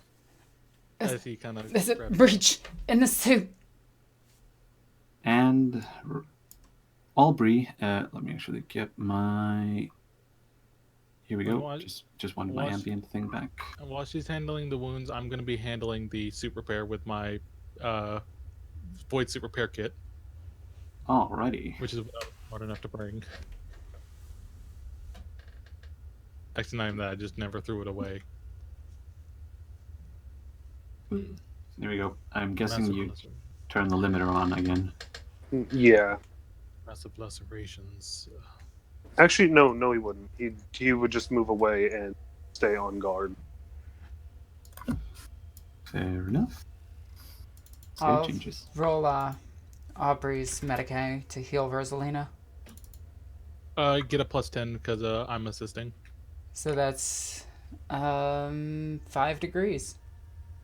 Plus her intelligence bonus. That's which is 4, I think. Wait, 4. No. With an unnatural of 2. Nice. So that is 6. 6. So it's by 11 wounds. You're back to 5. So, as everything has died down, you see that the core itself seems to have regained much of its previous function, though Tarvak surmises that it's not running at optimal capacity. But you can see that the lumen globes in the engineerium and most likely other places on the listening post start lighting up, and Tarvak's aspects peeps up as oxygen is getting remade. All right. Well, first thing first, checking both the rat in the ship and the rat in the command spire. Both of them report nothing. Avoscope. Nothing either. In fact, the black splotch is gone. Okay, so whatever did this is probably already left, and this was their little machination that they created. Or actually, can I check my data banks to see if now hear me out on this. Did the demon engine have any signs of Astartes pattern gear connected to it, like an amalgamation of it? Do you have? I'm recording. No. I'm talking about the.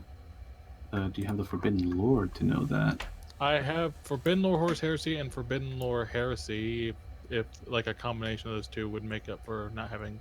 Honestly, Forbidden Lore Adeptus Mechanicus probably is the correct one, seeing how the Dark Mechanicum makes a bunch of stuff for Chaos Marines. Yeah, and we're all heretics here. Yeah. We're all heretics now. Yeah. You recognize that the Demon Engine was in fact using an ancient model of weaponry. Everything else seems to have been warped to such a bestial factor that it can no longer be recognized as Imperial tech. Right. But also, I'm going to begin injecting, but like with one of my other hands that's not working on Rosalina right now, is going to be injecting sacred unguents into my power axe after touching that thing. Indeed. So, I'm just actually gonna clear the initiative and turn that off. So, Tarvak, now that the station is receiving power back again, and the motive force flows freely, you can see that there is diagnostic data coming in through your scout vermin. And first things before I check that, is Rosalina stabilized, like her suit and all that? Yes, you and Hospitaller Aubrey have attended her wounds and sealed the suit breach. All right. And to that I say, before we do any of that, is Rosalina even conscious now? Yeah, I'd assume Alexis? so. Okay, Barely. just checking. She can talk, but she's still lying down. Okay. So what's this diagnostic data? The diagnostic data seems to be a mix of mechanical reports, and you can also get the you can also access the cogitator banks and the data spools that were turned off while the demon was draining the reactor core. And if you wish, you can roll a scrutiny test with a plus 20 to comb through all of the data that that you have access to now. Comb the desert. We haven't found, and I'm not going to say it. Luckily, I have 1 point in scrutiny. That is good. So, as Tarvok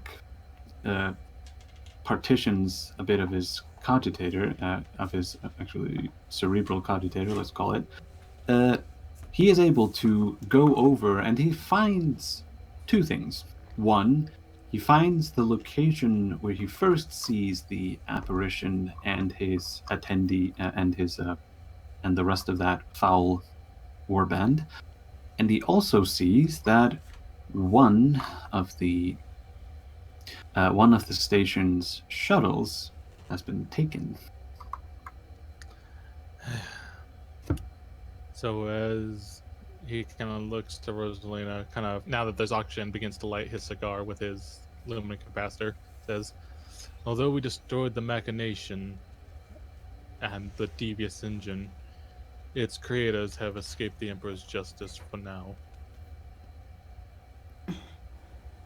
We need to pursue them. Or get somebody on it. We can discuss this when we reach our destination and and have made contact with the Inquisitor.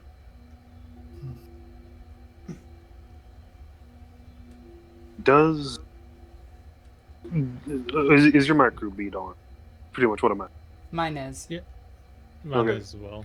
Okay, so conversation's picked up by Volric. I could have an astropathic. When we get where we're going, I could have an astropathic message sent to Zinska and see if he can do such. If you so require. Yes. Yes, send one right away. Volric, while Tarvok is busying himself with, well, everything that he's busying himself with, you can roll yourself a Forbidden Lord Demonology with a plus 10. Alrighty. Because, that's something all of my characters just wonderful. Knowledge. Nice. There Well you done. go. Hey! Well done. I mean, Volric is one of your smarter characters, which That. says a lot about your other characters, but hey. Looks at Larician in shame.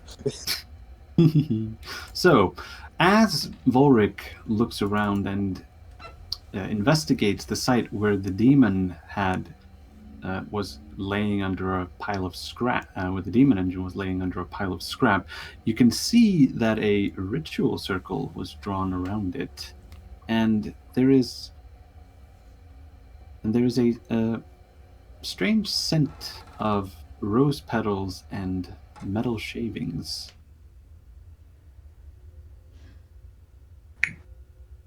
If you think like a machine shop, how that smells, where there's a lot of metallic particles in the air. Yeah. How intact is the... Okay, what I'm acting... What I'm asking is, could it be reused? Or is it still in any way... No, as you trace what little remains since the explosion from the demon trashed it, actually, be right back. Sorry. Tarvok. Yes, Rosalina? And she's gonna take the scabbard of her sword and start picking herself up. He will assist you, like, getting up. Kind of with one of his arms. And I'm assuming, Aubrey's got the other side. yeah.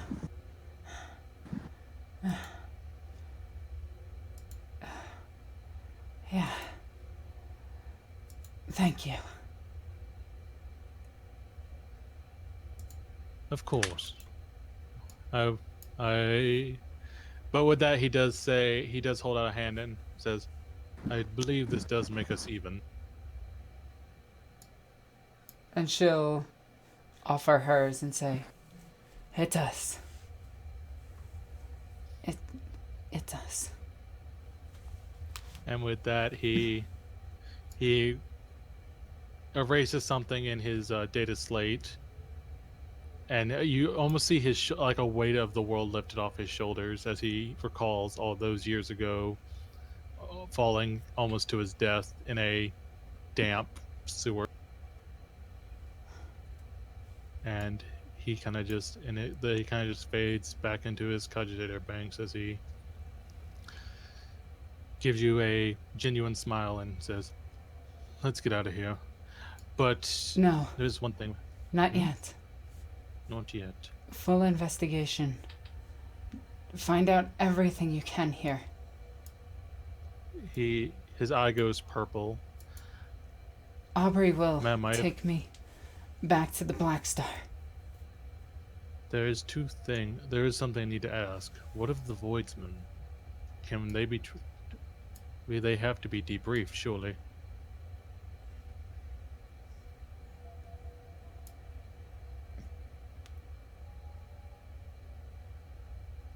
Volric, Yes.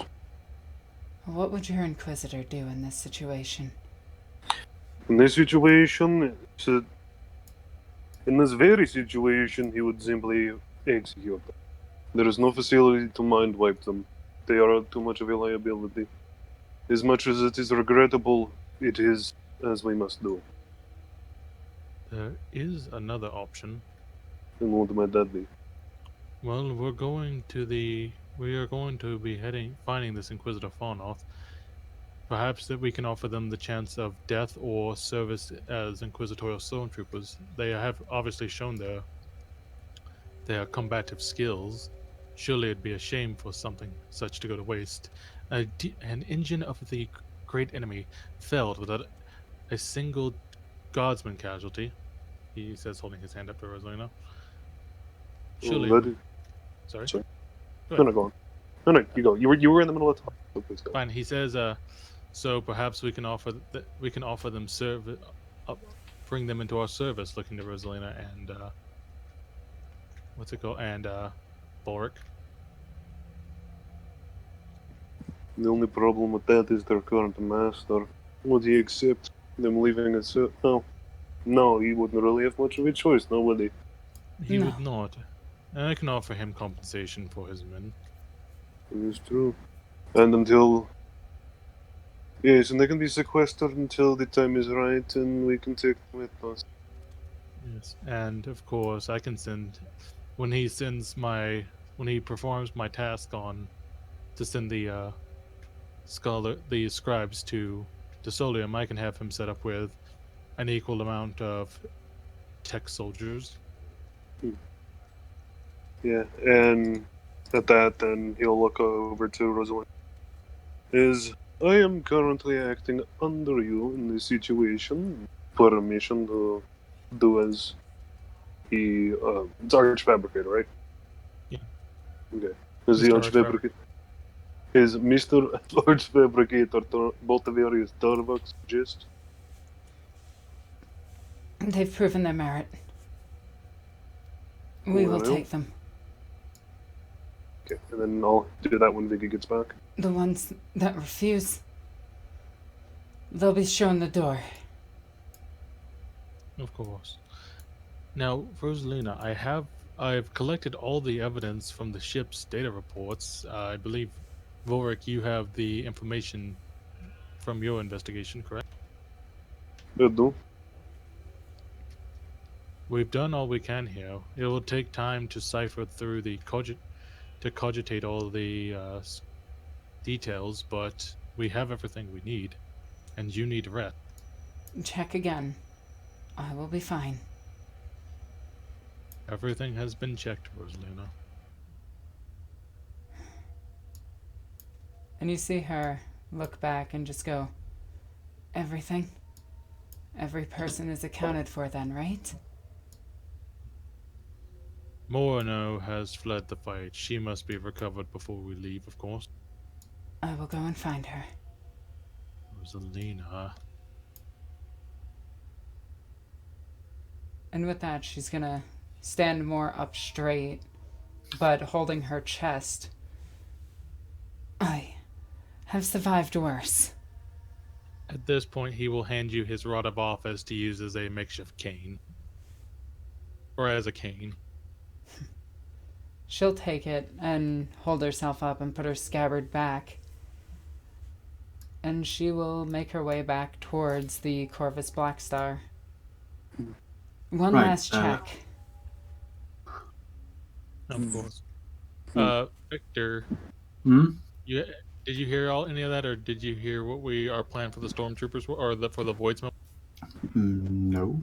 Okay, so instead of executing them because demons, we're pretty much going to be you're coming Commandeering with them. us. Like, we're commandeering them into inquisitorial service because we feel like that is a better alternative to executing them for witnessing a demon. Fair enough. You could also just erase them. Well, do we have the facilities to do so right now? Well, actually, no, I'm forgetting. Bologna isn't here. We would That need is we would need the facilities, and it would just be easier to execute them. But in this Yeah. case, It's a psychic power. yeah, their main psyker currently is down or hurt, True. So and there's we a lot of them. So easier to let them choose to come with us or die. Yeah. You should do that now. Before you return. I was going to. Yeah, so I'm gonna let me gather them up. Okay. Actually, before that, I'll put Rosalina back. Yeah. Okay. Just real quick though, Viggy, was it just finding the circle they used to summon the demon and bind it? No, you with those 3 degrees of success, you are able to recognize that as the sigil. You recognize the sigil of the rift. It is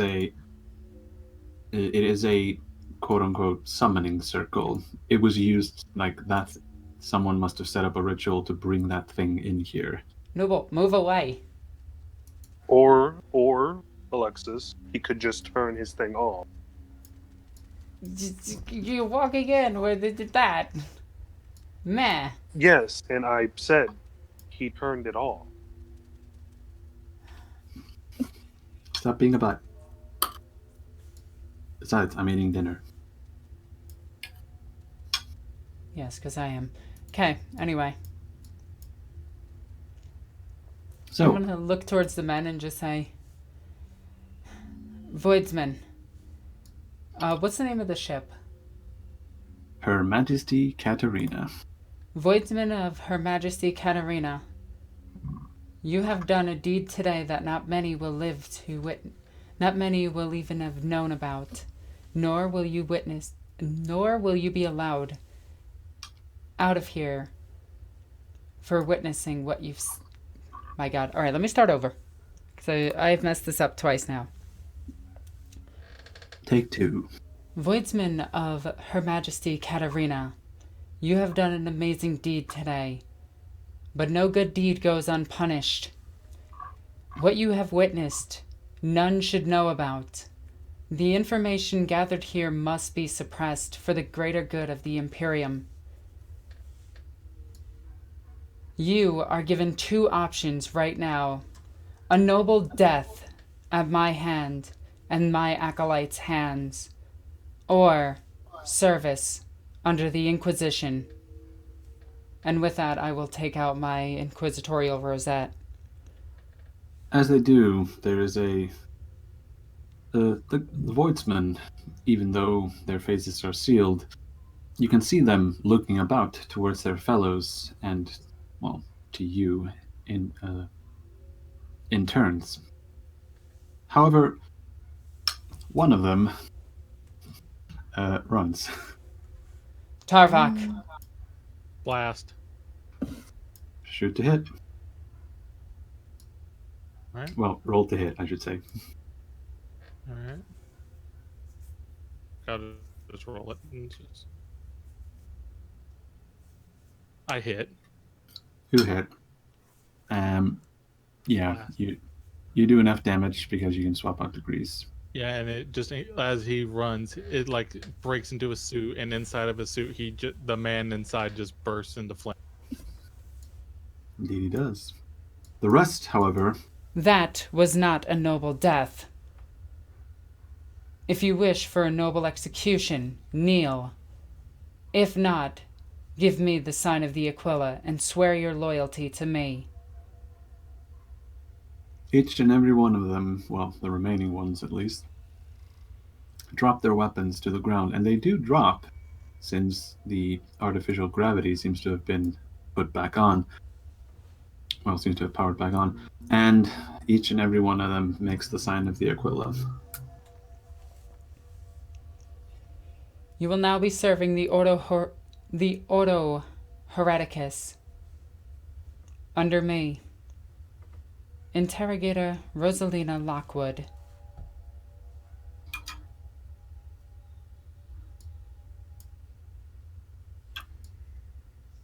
The Sergeant at Arms... Sorry, I should put my fish away. There we go. The Sergeant at Arms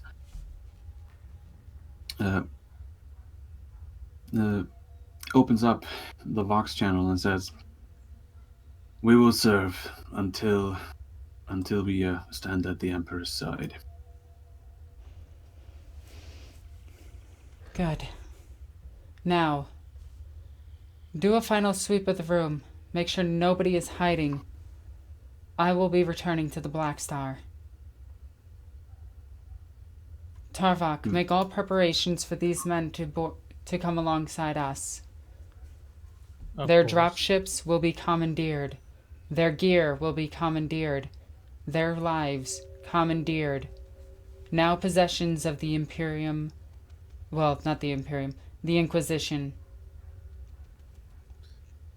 Aye. And he begins jotting this down. Shall I also be making preparations for reparations towards the captain? Yes. Alright, so 2 landing craft, 4 assault shotguns, 2 heavy steppers. And he says, "Oh, and men, of course you should know that this is what has happened here shall not be mentioned to your comrades aboard the ship." If any one of you speaks, you surrender your life. None of them seems awfully interested in saying much of anything, merely nodding in resignation. Alright, you animals. Go about your business. Check the rooms. Check footlockers. Anything that can be salvaged. Anything. Equipment, and if you find anything alive, bring it to us. As long as it does not, as long as it's able to do so. And with that, he kind of puts away his data slate. And with that... I'm gonna walk up to Tarvok, look at him, put my hand on his shoulder, my other hand on holding the cane, but also holding where the hole in my chest is, and just say, "I'm gonna go and find her."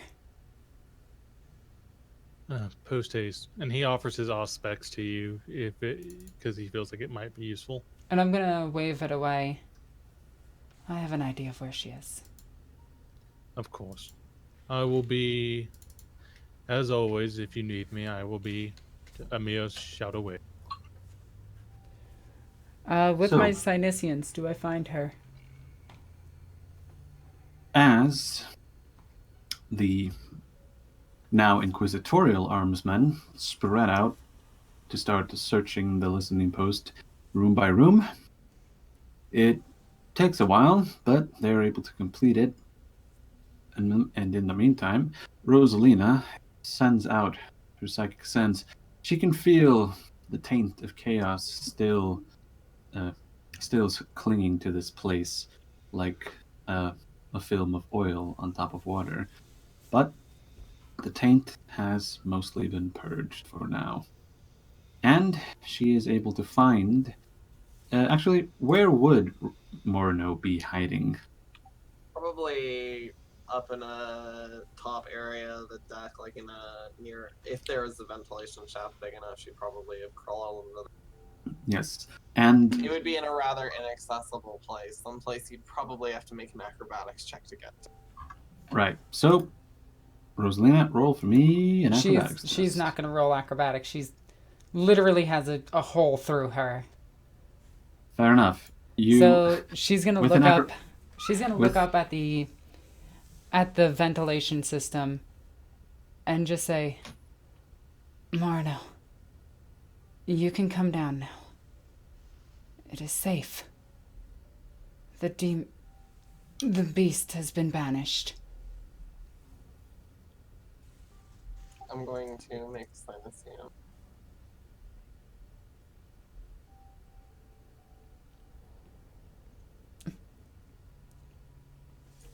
And after a few moments of trepidation, she will slowly emerge, look about, and step down uneasily. You did well.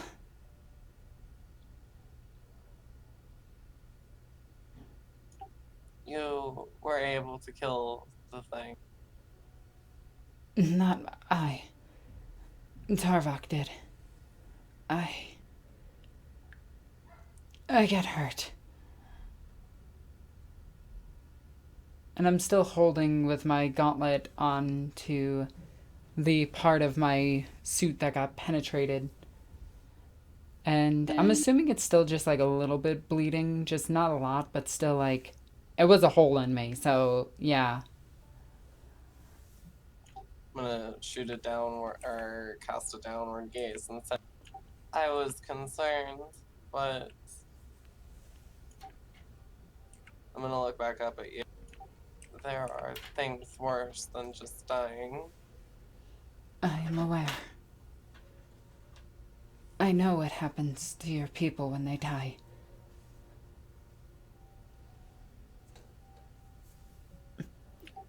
I'm going to reach into my shirt just to grip my soul stone for a moment before nodding. Are we leaving then? Or is there more to do? There's a bit more to do, but let's return to the Black Star. I need somebody looking over me. Right. And with that, she's gonna try to take a more confident step, but you notice her limp. His body is heavy. I need to rest. You should get back to your doctor.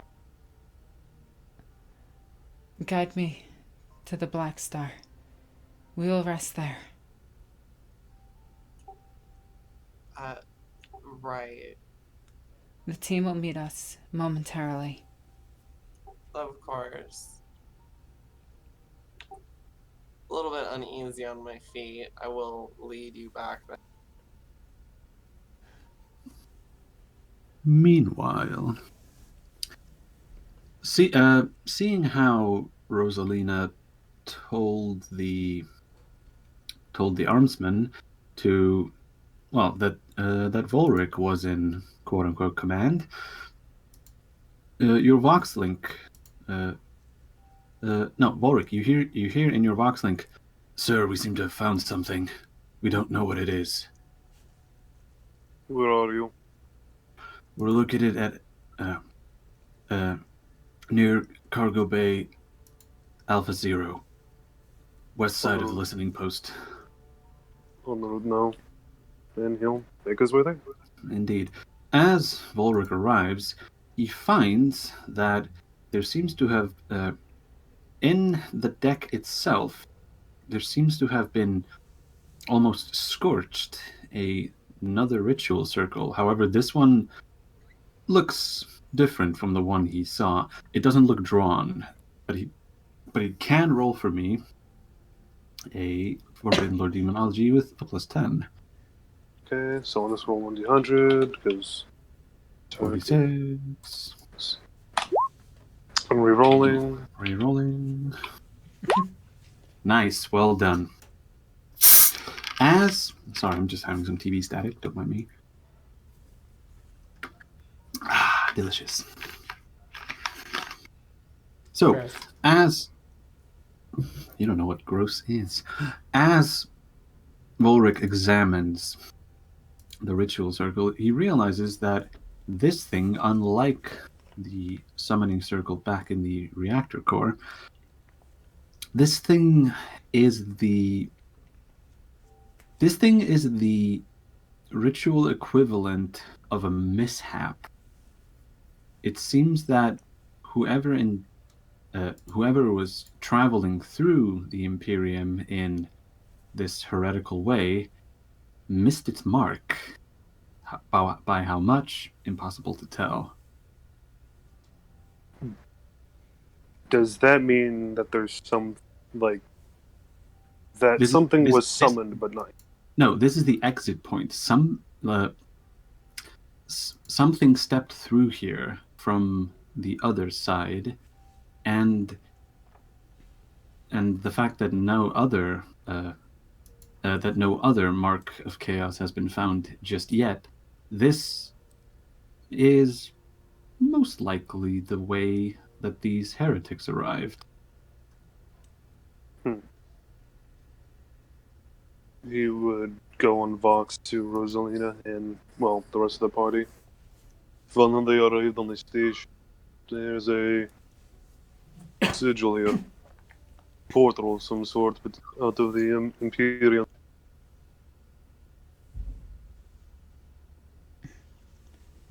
Study it. Mark it. Destroy it. Already ahead of you. And with that, actually, Tarvok, I'm guessing you hear this. So, when you heard all of that commotion, you have more data to work with, and you can now roll a logic test for me with a -10. Insta-pass. Fair enough, you did. And considering that all of the pick recorders show that the first sign of the apparition, the two humans, and the heretic Astartes can be seen near this location, it does, in fact, you reach the same conclusion as Volric does.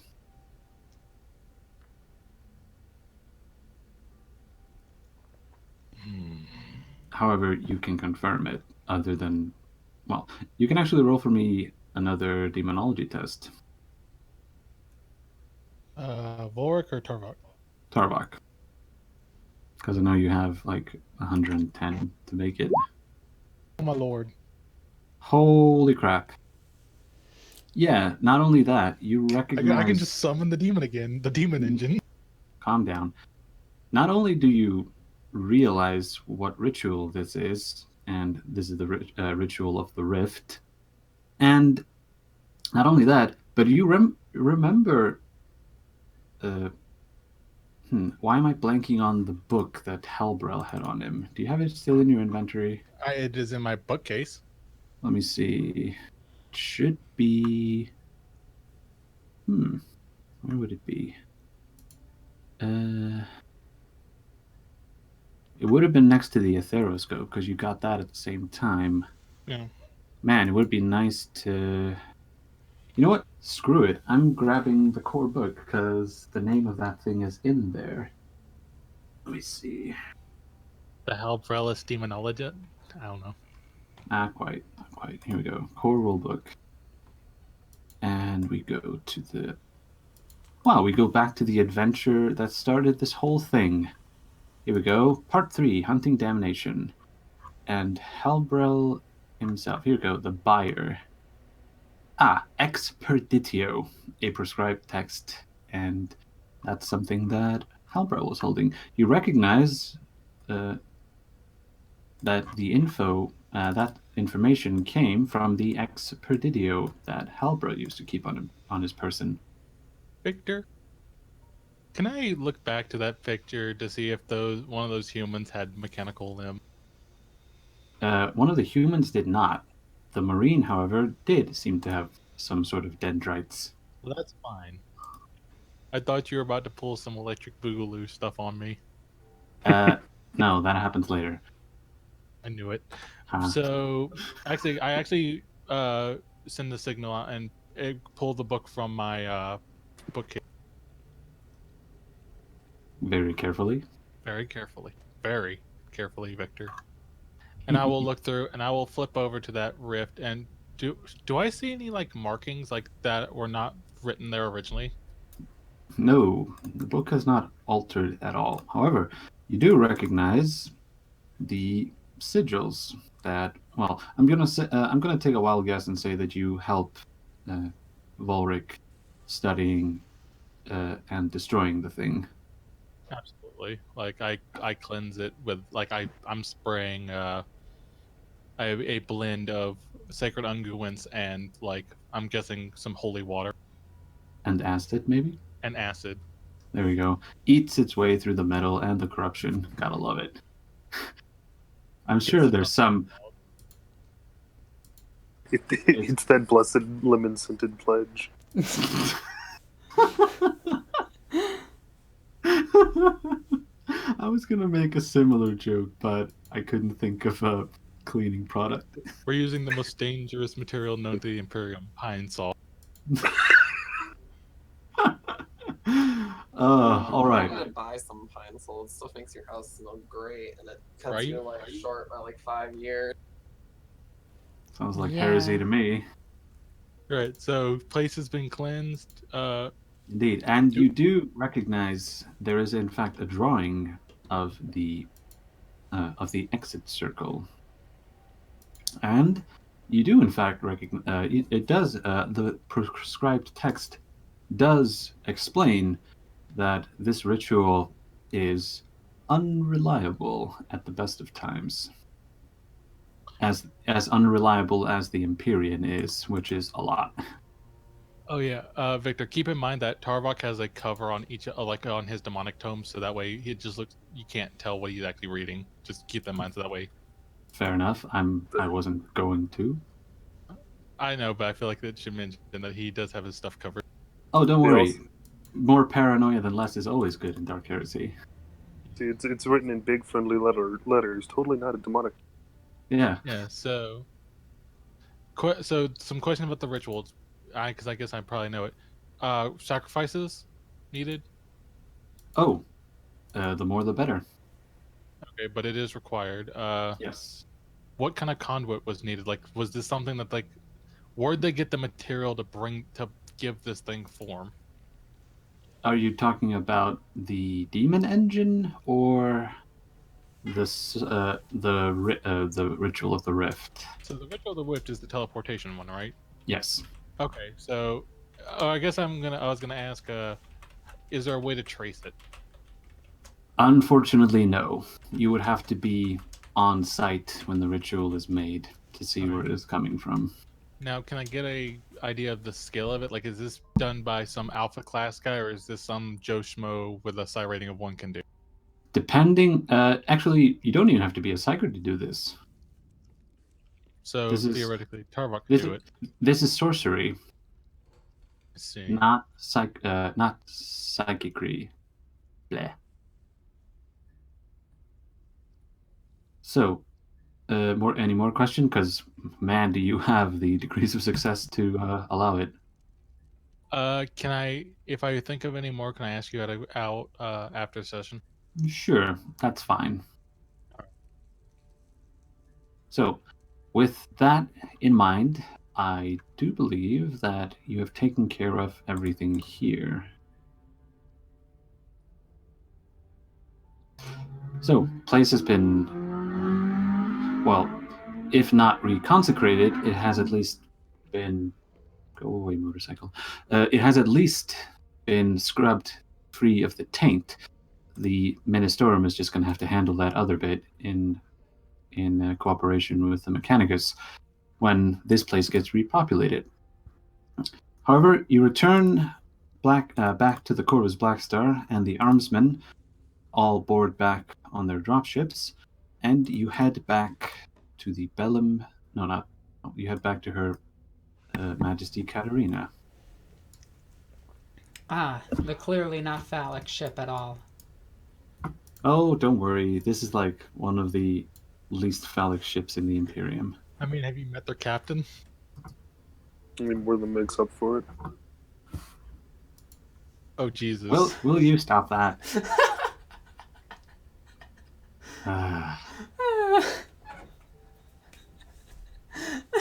You know, there are Slanesh ships that look more phallic than that. There are also Slanesh ships that look far less. In fact, most Chaos ships look far less phallic. They have a pointy, sharp head, not a big, blunt one. I'm pretty sure that somewhere out there is a Slanesh battleship that is quite literally just a flying phallus with guns. Oh, I'm sure. Oh yeah. It must be magnificent. Good lord, I want to see them fight the Tyranids with that. Imagine that. Ramming The speed. Tyranid starts eating it, and the Slanesh Marines just start giggling. You show up for Battlefleet Gothic, but you end up in a porno. Anyway, you can also stop that. Okay. All right. So you land back upon Her Majesty Katarina, and everyone disembarks. Wow, somebody is just screaming outside. That's lovely. Anyway, sorry about that. No worries. So, we emerged back aboard the ship, and at this point, I am going to... I'm assuming that I'm healed enough that I can walk without assistance. You can walk, but the armor is doing most of the work. Yeah. So I'm going to take my helm off, Magna grapple it to the side, and I'm going to walk up to the captain.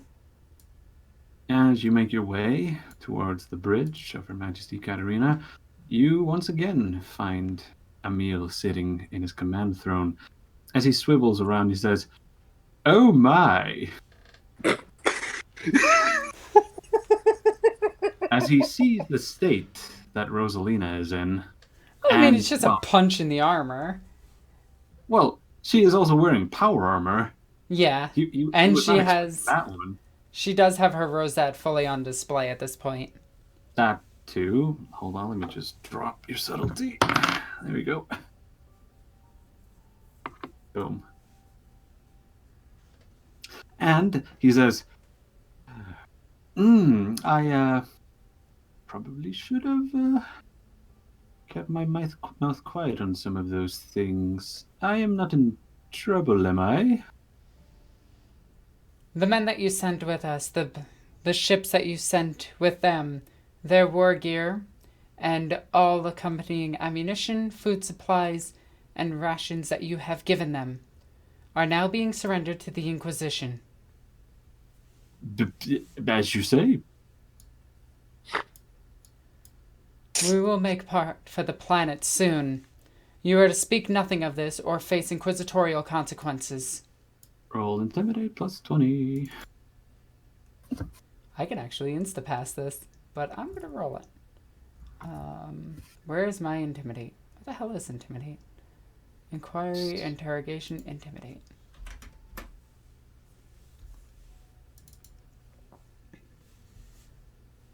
Wait.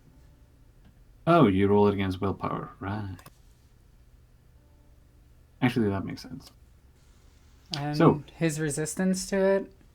Oh, I'm sure he's not going to succeed. I'm pretty sure he cannot succeed. Like, even if he rolls a 1, he can't win. Very well. And I'm going to look at him and just say, those 2 drop ships, all of those men, if anybody touches or talks to any of them, aside from servitors, they are to be executed on the spot.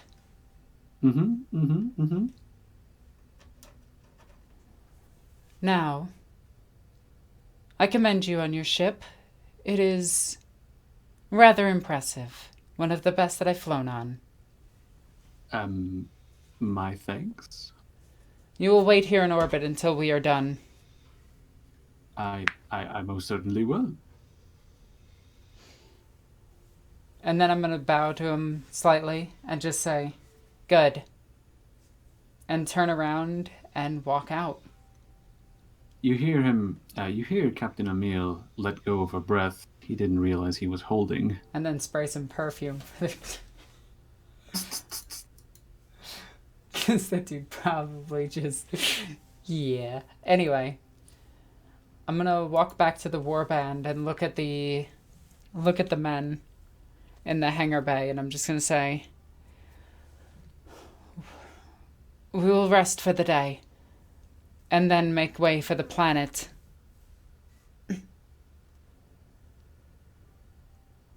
Is that understood?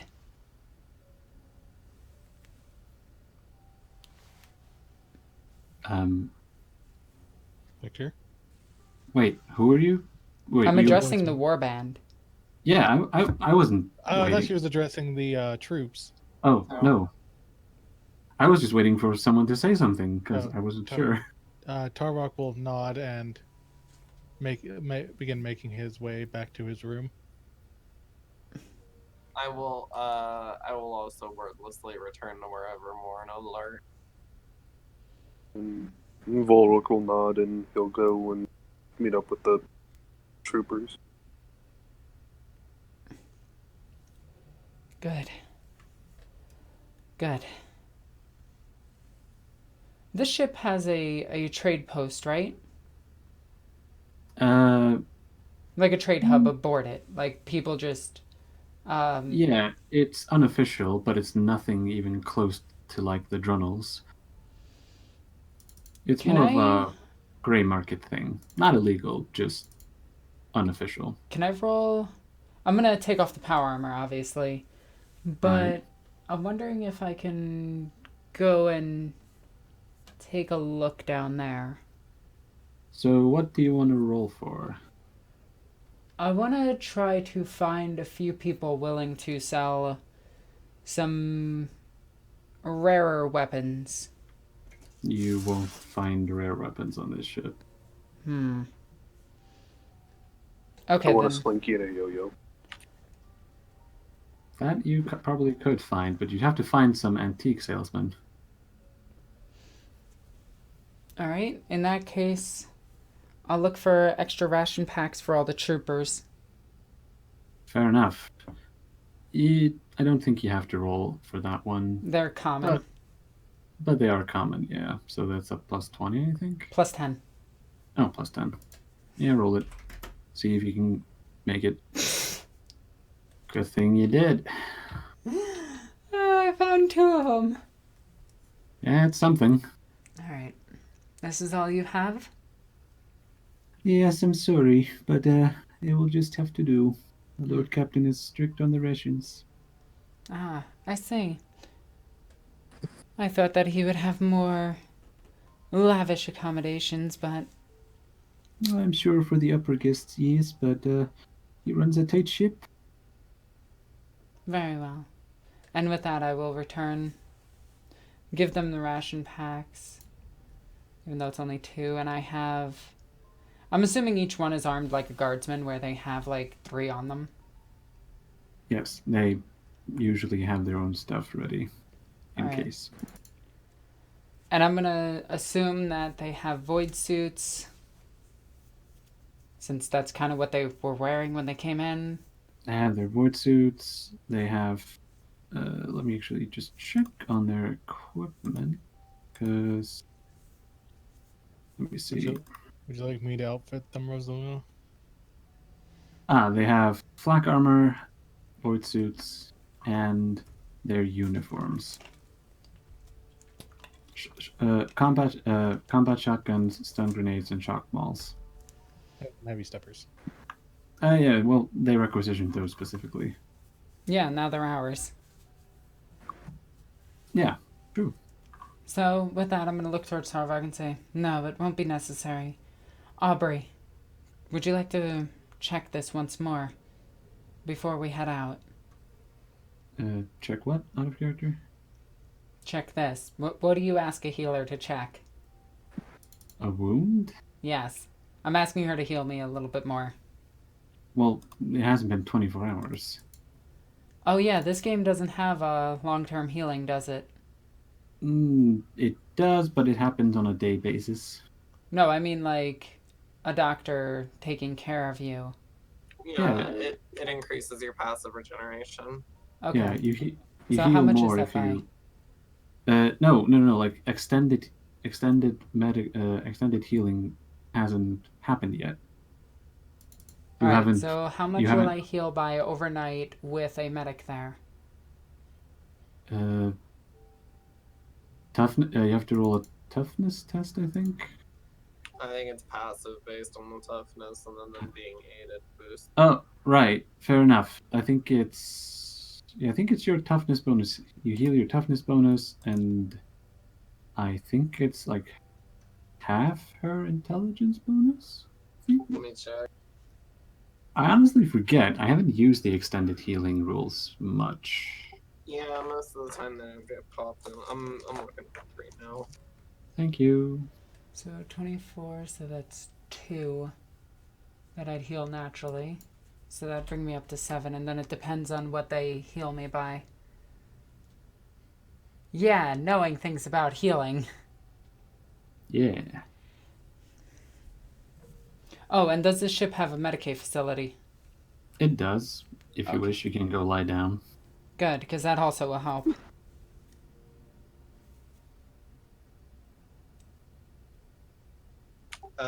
Healer performs ordinary plus 10 Medicaid test. If they succeed, patients will regain twice as amount from natural healing. Oh, right. It's twice as much. So. And they get an additional point healed for every degree of success the healer scores in the test. Oh, right. Okay, in that so case, it's plus 40, and so that's 4, 5. And then for 6. every day after that you remain resting, you gain an additional hit point. So I'm gaining 8, so I'm back up to 14. Yeah. Yeah, knowing Right. healing in video games, in RPG games. Yeah, this is Dark Heresy. What do you think this is? D&D 4? RPG games? Come on, you're better than that. You know what? I'll make this ship into a penis again. Oh, no, you don't. All right. So, with that, actually, before I time skip a bit for the rest of the journey, for the final leg of the journey, Noble, you said you were going to go check on. God damn it, on the troopers. Were you going to do anything specific with them, or just checking? Nope, just keep them in line. Fair enough. So, with that, you, Her Majesty Katarina arrives in high orbit over Aventine, and Rosalina is healed enough so that she can stand on her own 2 feet And without crumbling. John, do you want to repair my armor? Yeah, actually, that's something I wanted to do. Like, just get kind of as we were kind of closing in the time skip. Yeah. He will check on as like he'll walk into the medical bay. I imagine like the armor's just kind of standing there. No, the Fallout style armor's kind of lamp. the armor's in the room. In your bedroom. Yeah, you have permission to enter. Oh, like you could, like anyone could stop me. But yes. Hey, I know aside. your passwords. Of course you do. But no, he will actually make sure. He will actually not only repair it but polish it and like make it look real nice. Would you like out of character? Would you like any like add-ons that Tarvik can surprise Rosalina with? Let's see. Recharge. Mag boots. It has an internal. It has the internal healing system. I can't remember what that's called. Victor, can I add? If I roll a thing, can I put auto senses on it? Sure. Roll influence to acquire the parts. Yes, that is. Even if you had a bunch of minuses, you still would have made it. Yeah. So what this does is gives you a +10 to sight and sound based, and a +5 to ballistic skill when you're using that armor. Ooh. Okay. Yeah. We'll write that So- all down after. Yeah, so that he makes the helmet look more presentable and like upgraded. Can you bring the armor up to best? No. Not here. If we go back to like the Solium or like a Forge World, I probably could. Okay. All right. So with that, we have the time skip. I'm assuming we're all in the hangar bay now. Indeed. Yeah. Captain Arthcore and his assistants, they have, they decided to show up to bid you farewell for now. I will bow my head and just say, let's be off. He seems to have regained some of his old swagger back now that the shock of the revelation has passed, and says, I do hope you succeed in whatever endeavor you have going. Of course.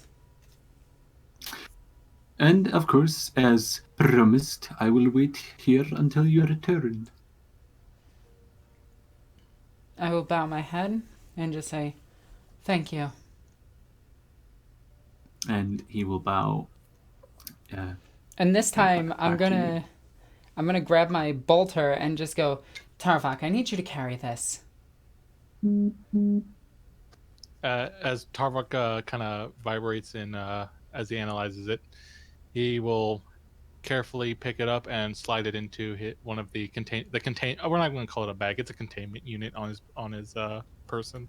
I assume he magna grapples it to the bookshelf, honestly, like right underneath it. Oh, that's actually. Oh my god, my bookcase has got a gun rack. Let's go. Well, I mean, you are from the south, so your gun rack has a gun rack on it. That is true. All right, so I gun rack the gun to my gun rack. And I'm going to look at my other war gear and see what else I need with me. My bolt pistol is going to remain here. My Inferno pistol is coming with me. My sword is coming with me. White is coming with me. And that's pretty much it. White. Dude. Wait, did you say you were bringing the meltagun? I'm not bringing a meltagun. Tarvok will protest and say, Rosalina, the thing that demon engine has me thinking we may wish to keep. I can hold it for you if you wish, but I feel like it may be useful to kind of giving the hand sign about the demon engine. And with that, I'm going to open up the case and take out the meltagun and hand it to Tarvok. Magna grapple it under the bolter. Or it's a combi melt. No, the bolter has a combi melta. The meltagun is a meltagun. Lord have mercy. I also secure it to the book. And I'm assuming this is all under your robe, too. Yeah. Well, yeah, most everything except my bookcase is like covered by like wires or ropes. My idea of underneath it is like the robe comes like to a point, the bookshelf goes all the way to your actual back, and the robe comes around it. So that's where the weapons are hidden. Yes. It's also how you use them as a payphone. He just screamed real loudly into his ass. But What? He's got a horn where his butt should be.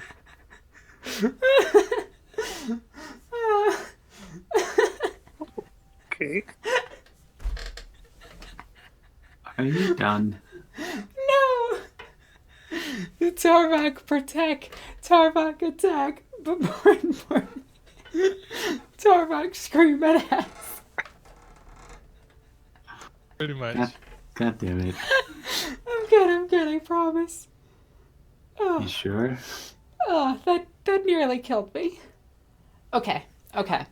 So Don't worry, you have big points. I literally only have my Inferno Pistol, my Brazier of Holy Fire, and my sword on me. I have Lioness, I have White, I have my Brazier of Holy Fire. The Brazier of Holy Fire is secured to my backpack, and it does have fuel this time, but it's not lit just yet. I have my 2 Servo Skulls and Riza with me. And I'm going to board the Corvus Blackstar. All right. And I'm guessing everyone else is on board. All aboard. Next stop, this planet. Bim boo. I'm going to hit the activation ruins for all of its engines, all of its senses, everything, and start getting the ship lifted. Alrighty. And with that, you fly down planet side to Aventine, where you are able to find a landing pad. Quite easy. Goddess Naboo. What I honestly This is- couldn't. Oh, hang It is infuriating that there are no water planets in 40K. As in, no artwork of water planets in 40K, because this thing is, like, mostly just water. Alright. I'm not gonna criticize you for it. I'm going to Yeah. signal down to the planet. Hmm? This is the Corvus Blackstar departing from, what's our ship's name? Her Majesty Katerina. Her Majesty Katerina, requesting permission to land. Permission granted. An automated message comes back with Which- coordinates. Thank you. And with that, I'm going to take it over and start activating all the landing procedures and start setting it down. And as you land on a rather fancy-looking, I was gonna say marble, but I honestly don't know what that white stone is. It's a It's a type of sandstone. type of sandstone. Like Let's say that. lime? Yeah, lime. Actually, that's perfect. You land on a limestone landing pad, rather, because made of lime, the fruit. That would just be structurally incapable of carrying the ship. Meh. When does So- PW care about structural integrity? Anyway, I don't know, but they don't care about lime. I can tell you that. So, as you land, and the Corvus Blackstar cools down from its re-entry with the familiar clicks and pops as the metal. What's the opposite of expanding? contrasting. Contracting. Thank you. As the metal contracts once again. And as Rosalina exits the ramp, I'm guessing you're not in your power armor anymore. No, just casual, Fair enough. armored up dress. You know, casual Inquisition wear, black leather and all that. No, well, actually, yes, she is in black leather. But she also has her brown dress. She Very is fun. not looking... Oh, okay, yes, she does look like a stereotypical Inquisitor, but no, she looks like a Highborn. I'm also going to Fair look to enough. the Warband and just see what gear they're wearing and everything. I'm assuming from the Marno top. has the head wrap and a dress similar to mine. I was gonna say the chameleon clothes, but yeah, that's fine. We'll say I'm wearing my hijab. I am not her Aloha snack bar? Babe, Yeah, not the time. fair enough. Volric is just in his, plate armor with his halberd in his hand, bolter on his back, and pistol on his hip. Well, we Oh, don't that's stand just out at all. We Well, landed maybe. on a Corvus Blackstar. You're expecting subtlety. It's not like we have another ship. It totally is. But anyway, Tarvok is as subtle as Tarvok can be. I.e. not. don't think Tarwak can take any more minuses for how unsneaky he is. Yes, but he is not like he's not like brandishing his weapons. He's like all of them are like in their holsters. So he does look like he's more in here for business. Fair enough. So, the first thing that Rosalina and Moreno realize is that without even rolling Cynicians, there is something funky on the in the air. What's the name of this planet again? Aventine. There is a sort of background psychic emanation floating on the wind. I'm gonna channel my abilities. Because I am crazy. Oh, did I get any bonuses for that? Unfortunately, no, not where you're currently, but you do still sense that feeling that you get from when you first stepped outside. It has an associated smell of cinnamon and cow dung. Or croc's dung, rather. Alright, I'm gonna take a look around. I'm assuming arming servitors and regular maintenance servitors are coming over to the Black Star. Indeed they are. I'm gonna roll awareness to see if anybody is, like, fully watching us. Like, anybody that looks suspicious. No. There are people that can that notice you in the distance, but nobody seems to be paying any particular attention to you. Okay, and what is the casual wear here? Mostly light fabrics. It seems that blue and greens are in fashion here. I will have to acquire one of their former dresses. It'll make a unique addition to my wardrobe. What about you, Marno? Anything here catch your attention? Well, besides the background, You sense that too, then. I do. It doesn't seem as crowded as most Wonkai cities. Indeed it doesn't. This place looks this place looks positively paradisic compared to places like Desolium.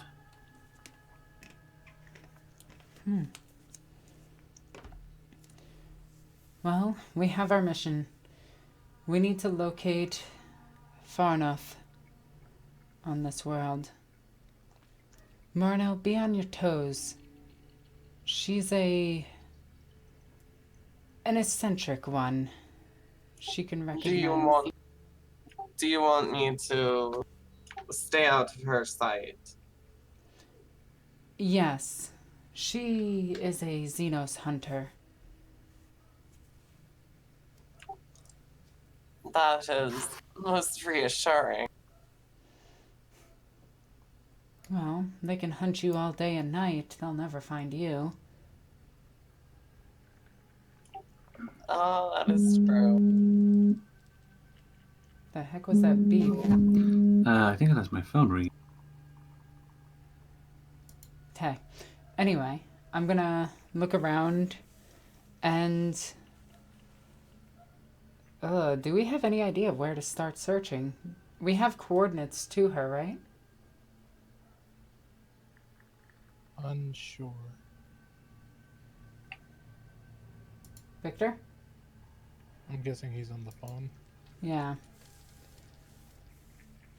I mean, the planet looks nice though. This is kind of a nice change from our last spot. Can't wait to hear how there's no Mechanicus on this planet.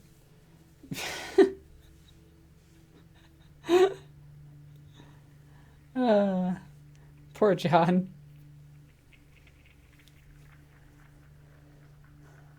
Vorik, have you ever been to a world like this? An oceanic world? Once or twice, yes. Though that is before my time with the Inquisition. What about you, Morno? It reminds me of a maiden world, but far, far, far less beautiful. That's fair. Awesome. Sorry. Still habitable, and it has not been stripped bare.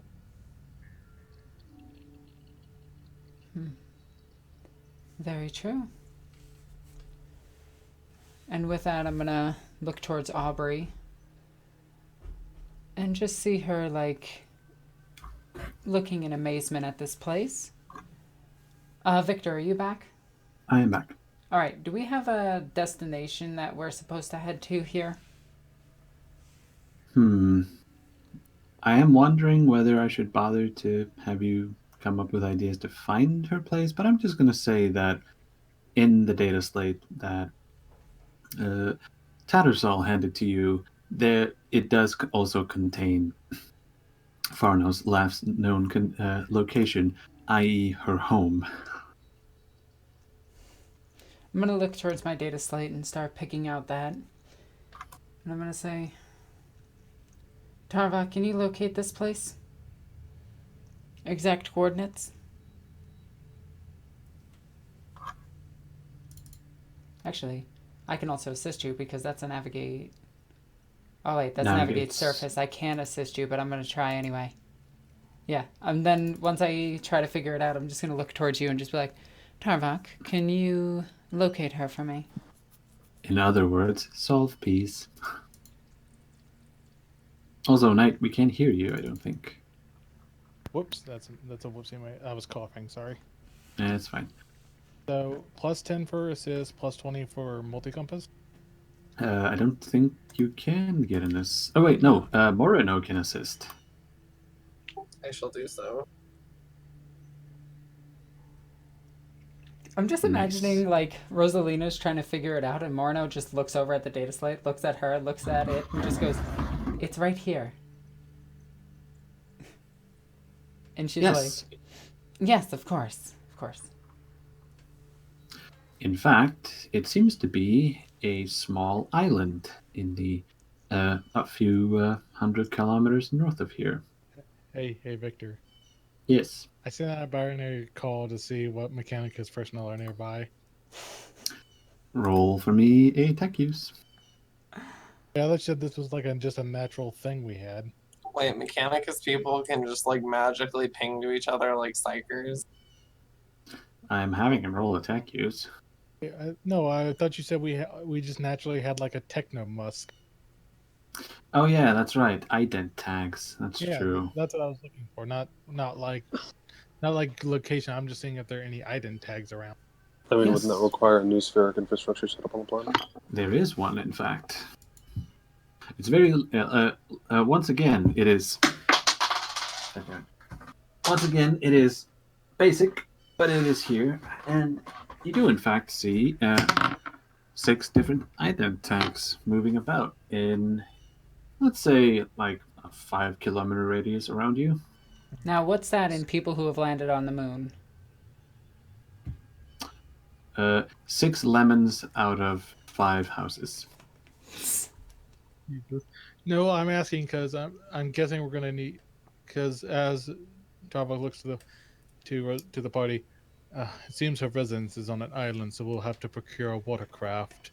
Why don't we just fly? Victor, Because the island is too small to land on. is it? There's no landing pad on it. You land on the water. We'll make one. Yeah. See?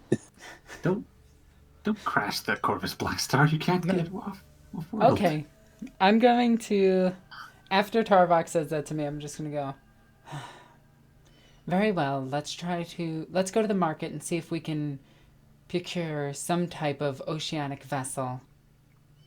Of course. And maybe a little bit of souvenir shopping, Rosalina? He says as he kind of pulls out his wallet. Yes, of course. Morno, would you care for...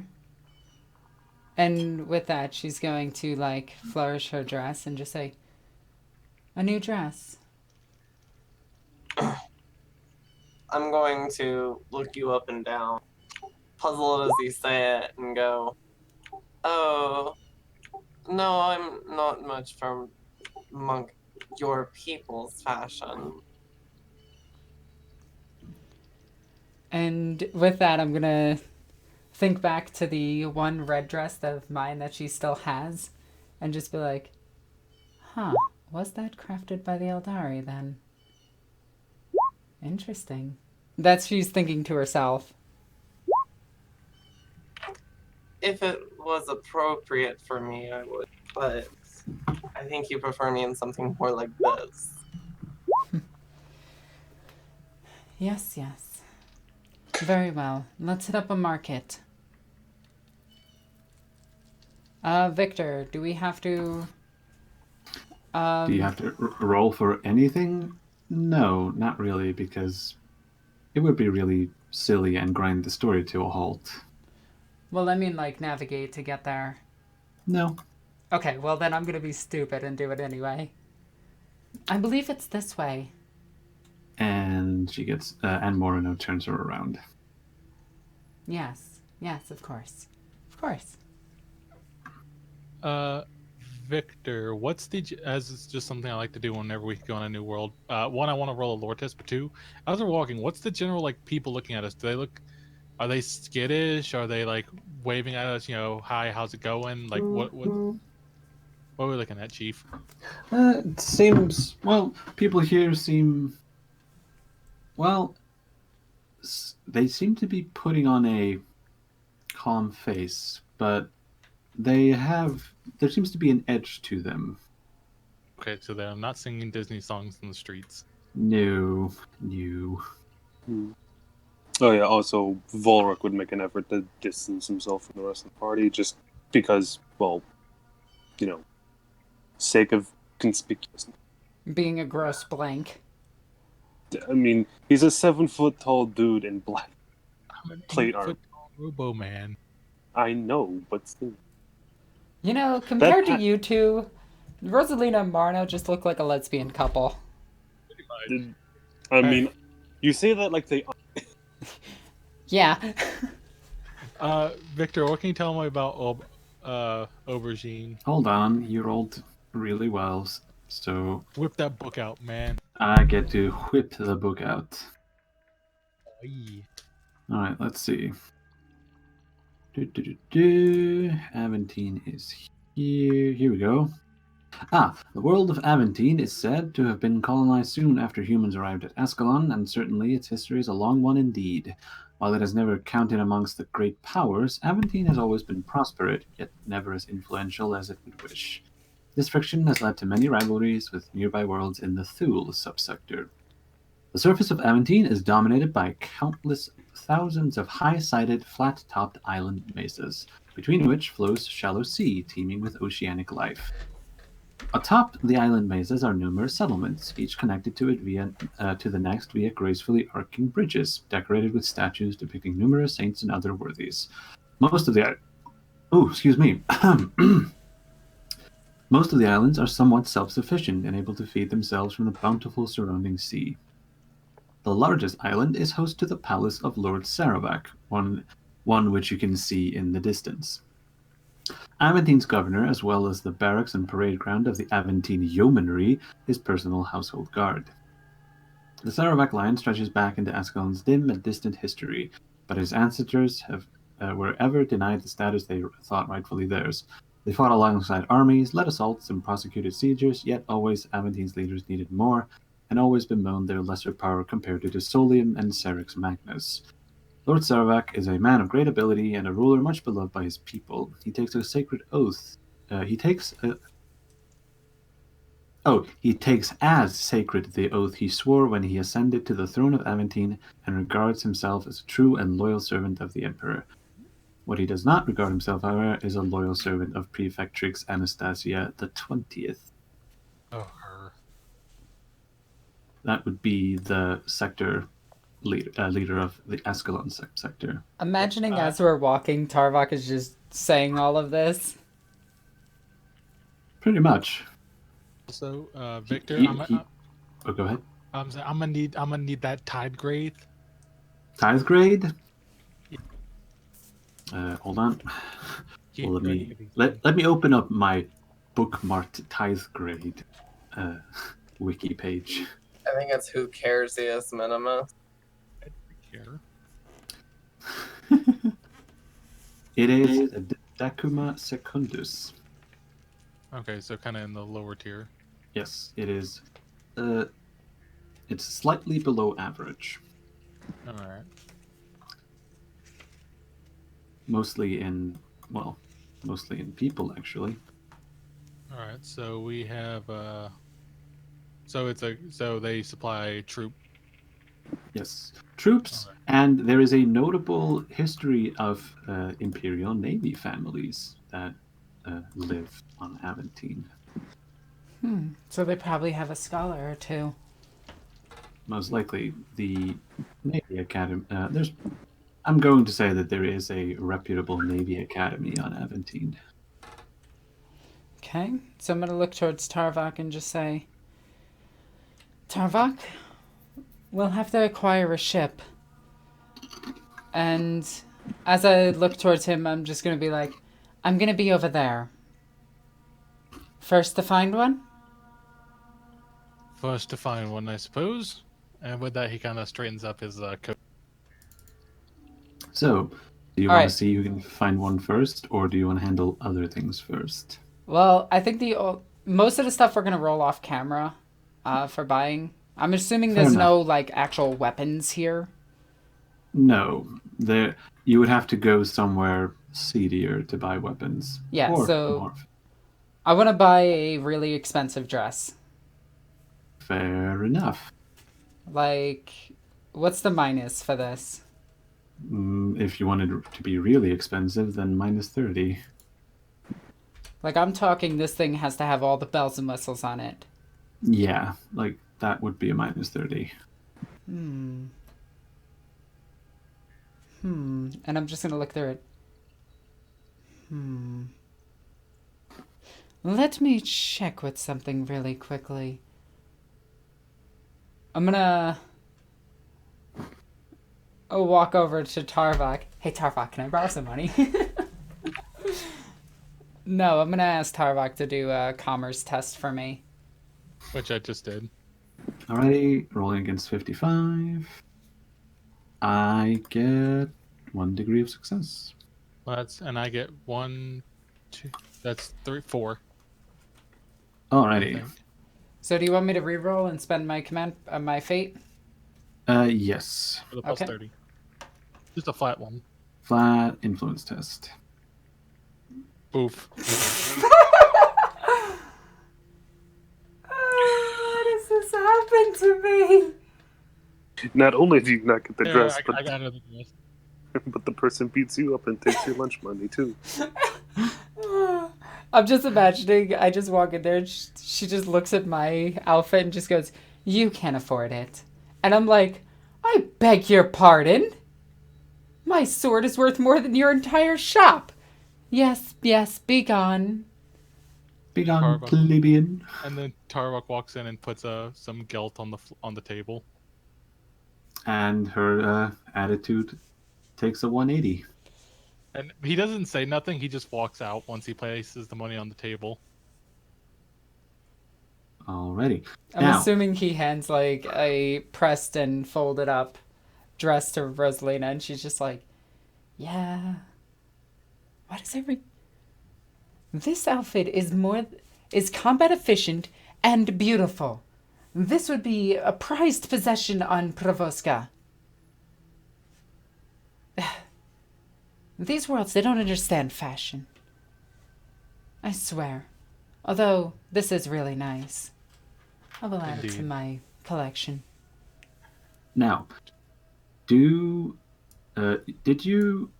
you two, meaning Rosalina and Tarwak, want to see who can find a boat first?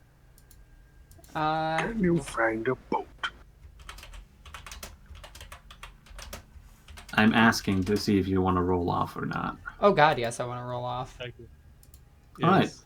Now Roll. I'm gonna cheat though. You're not going to cheat that way. Do you know why? Why? Because it's going to be an opposed inquiry test.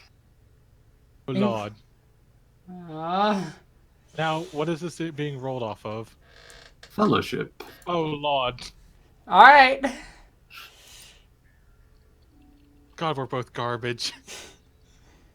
Now, Rosalina technically wins because you got the equal amount of degrees of success. However, that means it Failure. goes to your fellowship bonus, which Rosalina wins.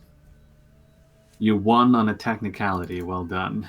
Yes, the best kind of winning. Now go pay for it. Now you need to pay.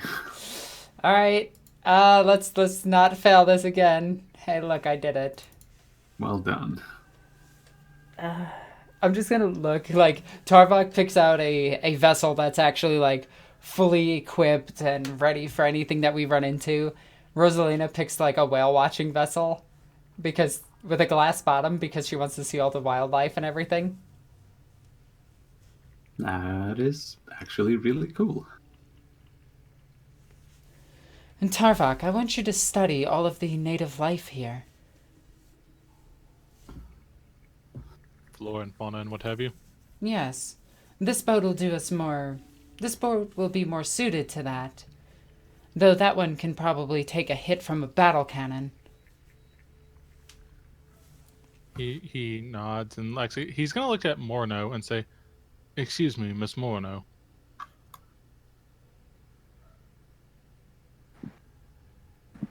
Yes.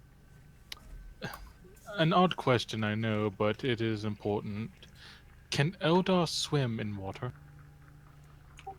She's gonna smile a little bit and chuckle. Yes, we can swim. Wait, Victor, can I swim? No. I'm gonna get him You want- arm floaties. I'm pretty sure you could walk on the bottom of the ocean just fine. Well, that's what I was asking. Like all my stuff is like waterproof, right? Yeah, if you get yourself some breathing equipment, you could do it. His books certainly aren't. Oh, well, my bookcase has a blast shield on it. Yeah. Like literally at a command, the bookcase will close with like a ceramite plated like doors, double door. Yeah, because he used to have a mortar there, and the backdraft would have cooked his books. Yeah, they used. I mean, they always said knowledge is power, guard it well. So I put a blast shield on it. This thing can take a. But yes, but I do have breathing equipment, Victor. Fair enough. I always come prepared. Oh, and one more thing I'm rolling for. Candy. Yes. Yeah, I'll do my buying off screen. fair enough. Now, while this is happening, as Volric is walking about and perusing wares, a man walks up to him and says, "Good sir, I have a wonderful deal for you. Would you care to be interested in this hat?" And he shows you a deep blue floppy hat. Think 16th century. He's. As Volric will look down at it, I'm gonna say at this point he's taken his helmet off and it's clipped to his belt. He'll take the hat. He'll look it over. If you buy it now, I'll throw in a ceremonial feather in your cap. No, I'm just gonna say Mm. her. A feather, you say? What kind of feather?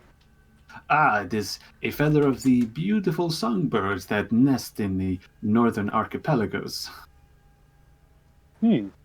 I see. Oh, could I perhaps see this feather? And how much do you want for this? Roll for me an influence with a plus 30. Why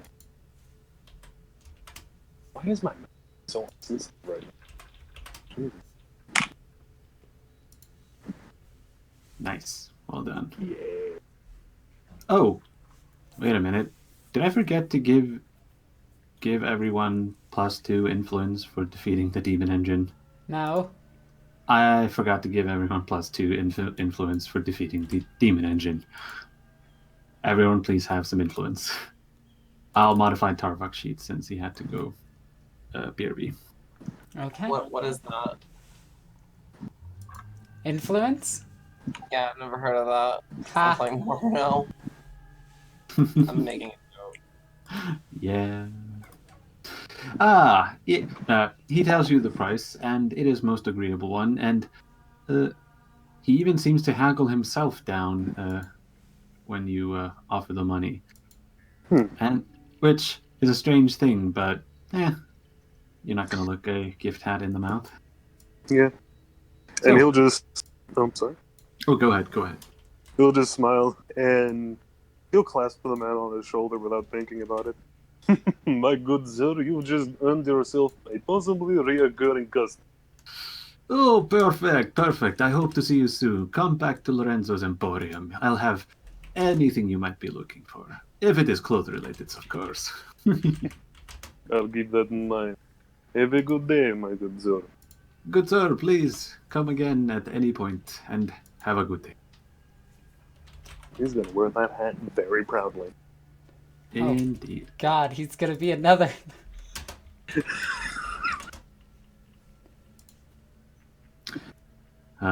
So, with that, Rosalina has been able to secure a watercraft with And bags of candy. and bags of candy and other stuff too. And with that, they set sail. Well, there's no sail on it, but you catch my meaning. And off you go into the deep blue sea. Oh, can we see the sequel again? That movie was terrible. We watched the wrong sequel, I think. Actually, no. We watched the sequel. We wanted to watch the first one, which is actually good. Yep. Wait, there was a sequel to Deep Blue Sea? Yes, and it was awful. Oh, It Okay. was so bad. So aboard the ship itself, I'm gonna take out one of the pieces of. No. That was the cutting point. I'm sorry. Oh, I see. You have to wait. Let me do one more funny thing. Fine, do your funny thing.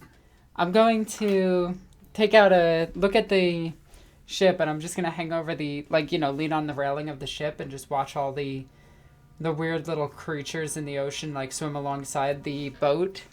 And I'm gonna take out a thing of candy, unwrap it, and just say, "Marna, would you like one?" I suppose I can give it a try. All right. Roll Roll toughness. a D1. I'll roll a D1. Wait, what kind of candy is that? Is it gonna poison me? This one is sour. Oh no, Like- Eldar have heightened senses, so it would feel extra sour.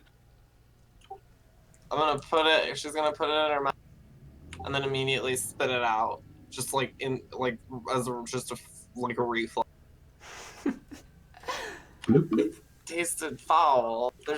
It was spoiled. It's an acquired taste. And I'm gonna take one out and just put it in my mouth and just start chewing on it. These are I sour suppose- candies. I suppose there are lots of food that you will acquire a taste for. So this is the third bag of candy that she has. Let's see, she has super sweet candy, she has Super sour. Super sour, and also Caramel. Praxian tar candy. Oh from- yeah, where is the from tar? Harrow. Yeah, actually, I think you may have finished it. Yeah, I did. Aw, oh well, you'll have to get some more someplace else. I also have caramel candy. That is true. Which is just melted sugar. Bless you, babe. Thank you. And with that, I'm just gonna stare out at the ocean with Marno and just wait. Mouth Stockholm syndrome.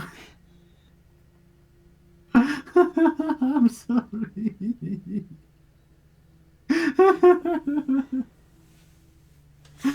Okay, I'm done. All right. And with that, Victor, you can take us out, or do you want me to? You do it better than I do. Alrighty, I want to thank everybody for joining us for this episode of Queen's Court. We had one heck of a fight, and Rosalina got one shot. She didn't die, though. She didn't die. And then Tarvok just came up and just karate chopped the damn thing to death. But we had an awesome episode. I want to thank everybody for playing and everybody for watching. As always, I'm Norn Queen Alexis. I love you guys. Bye.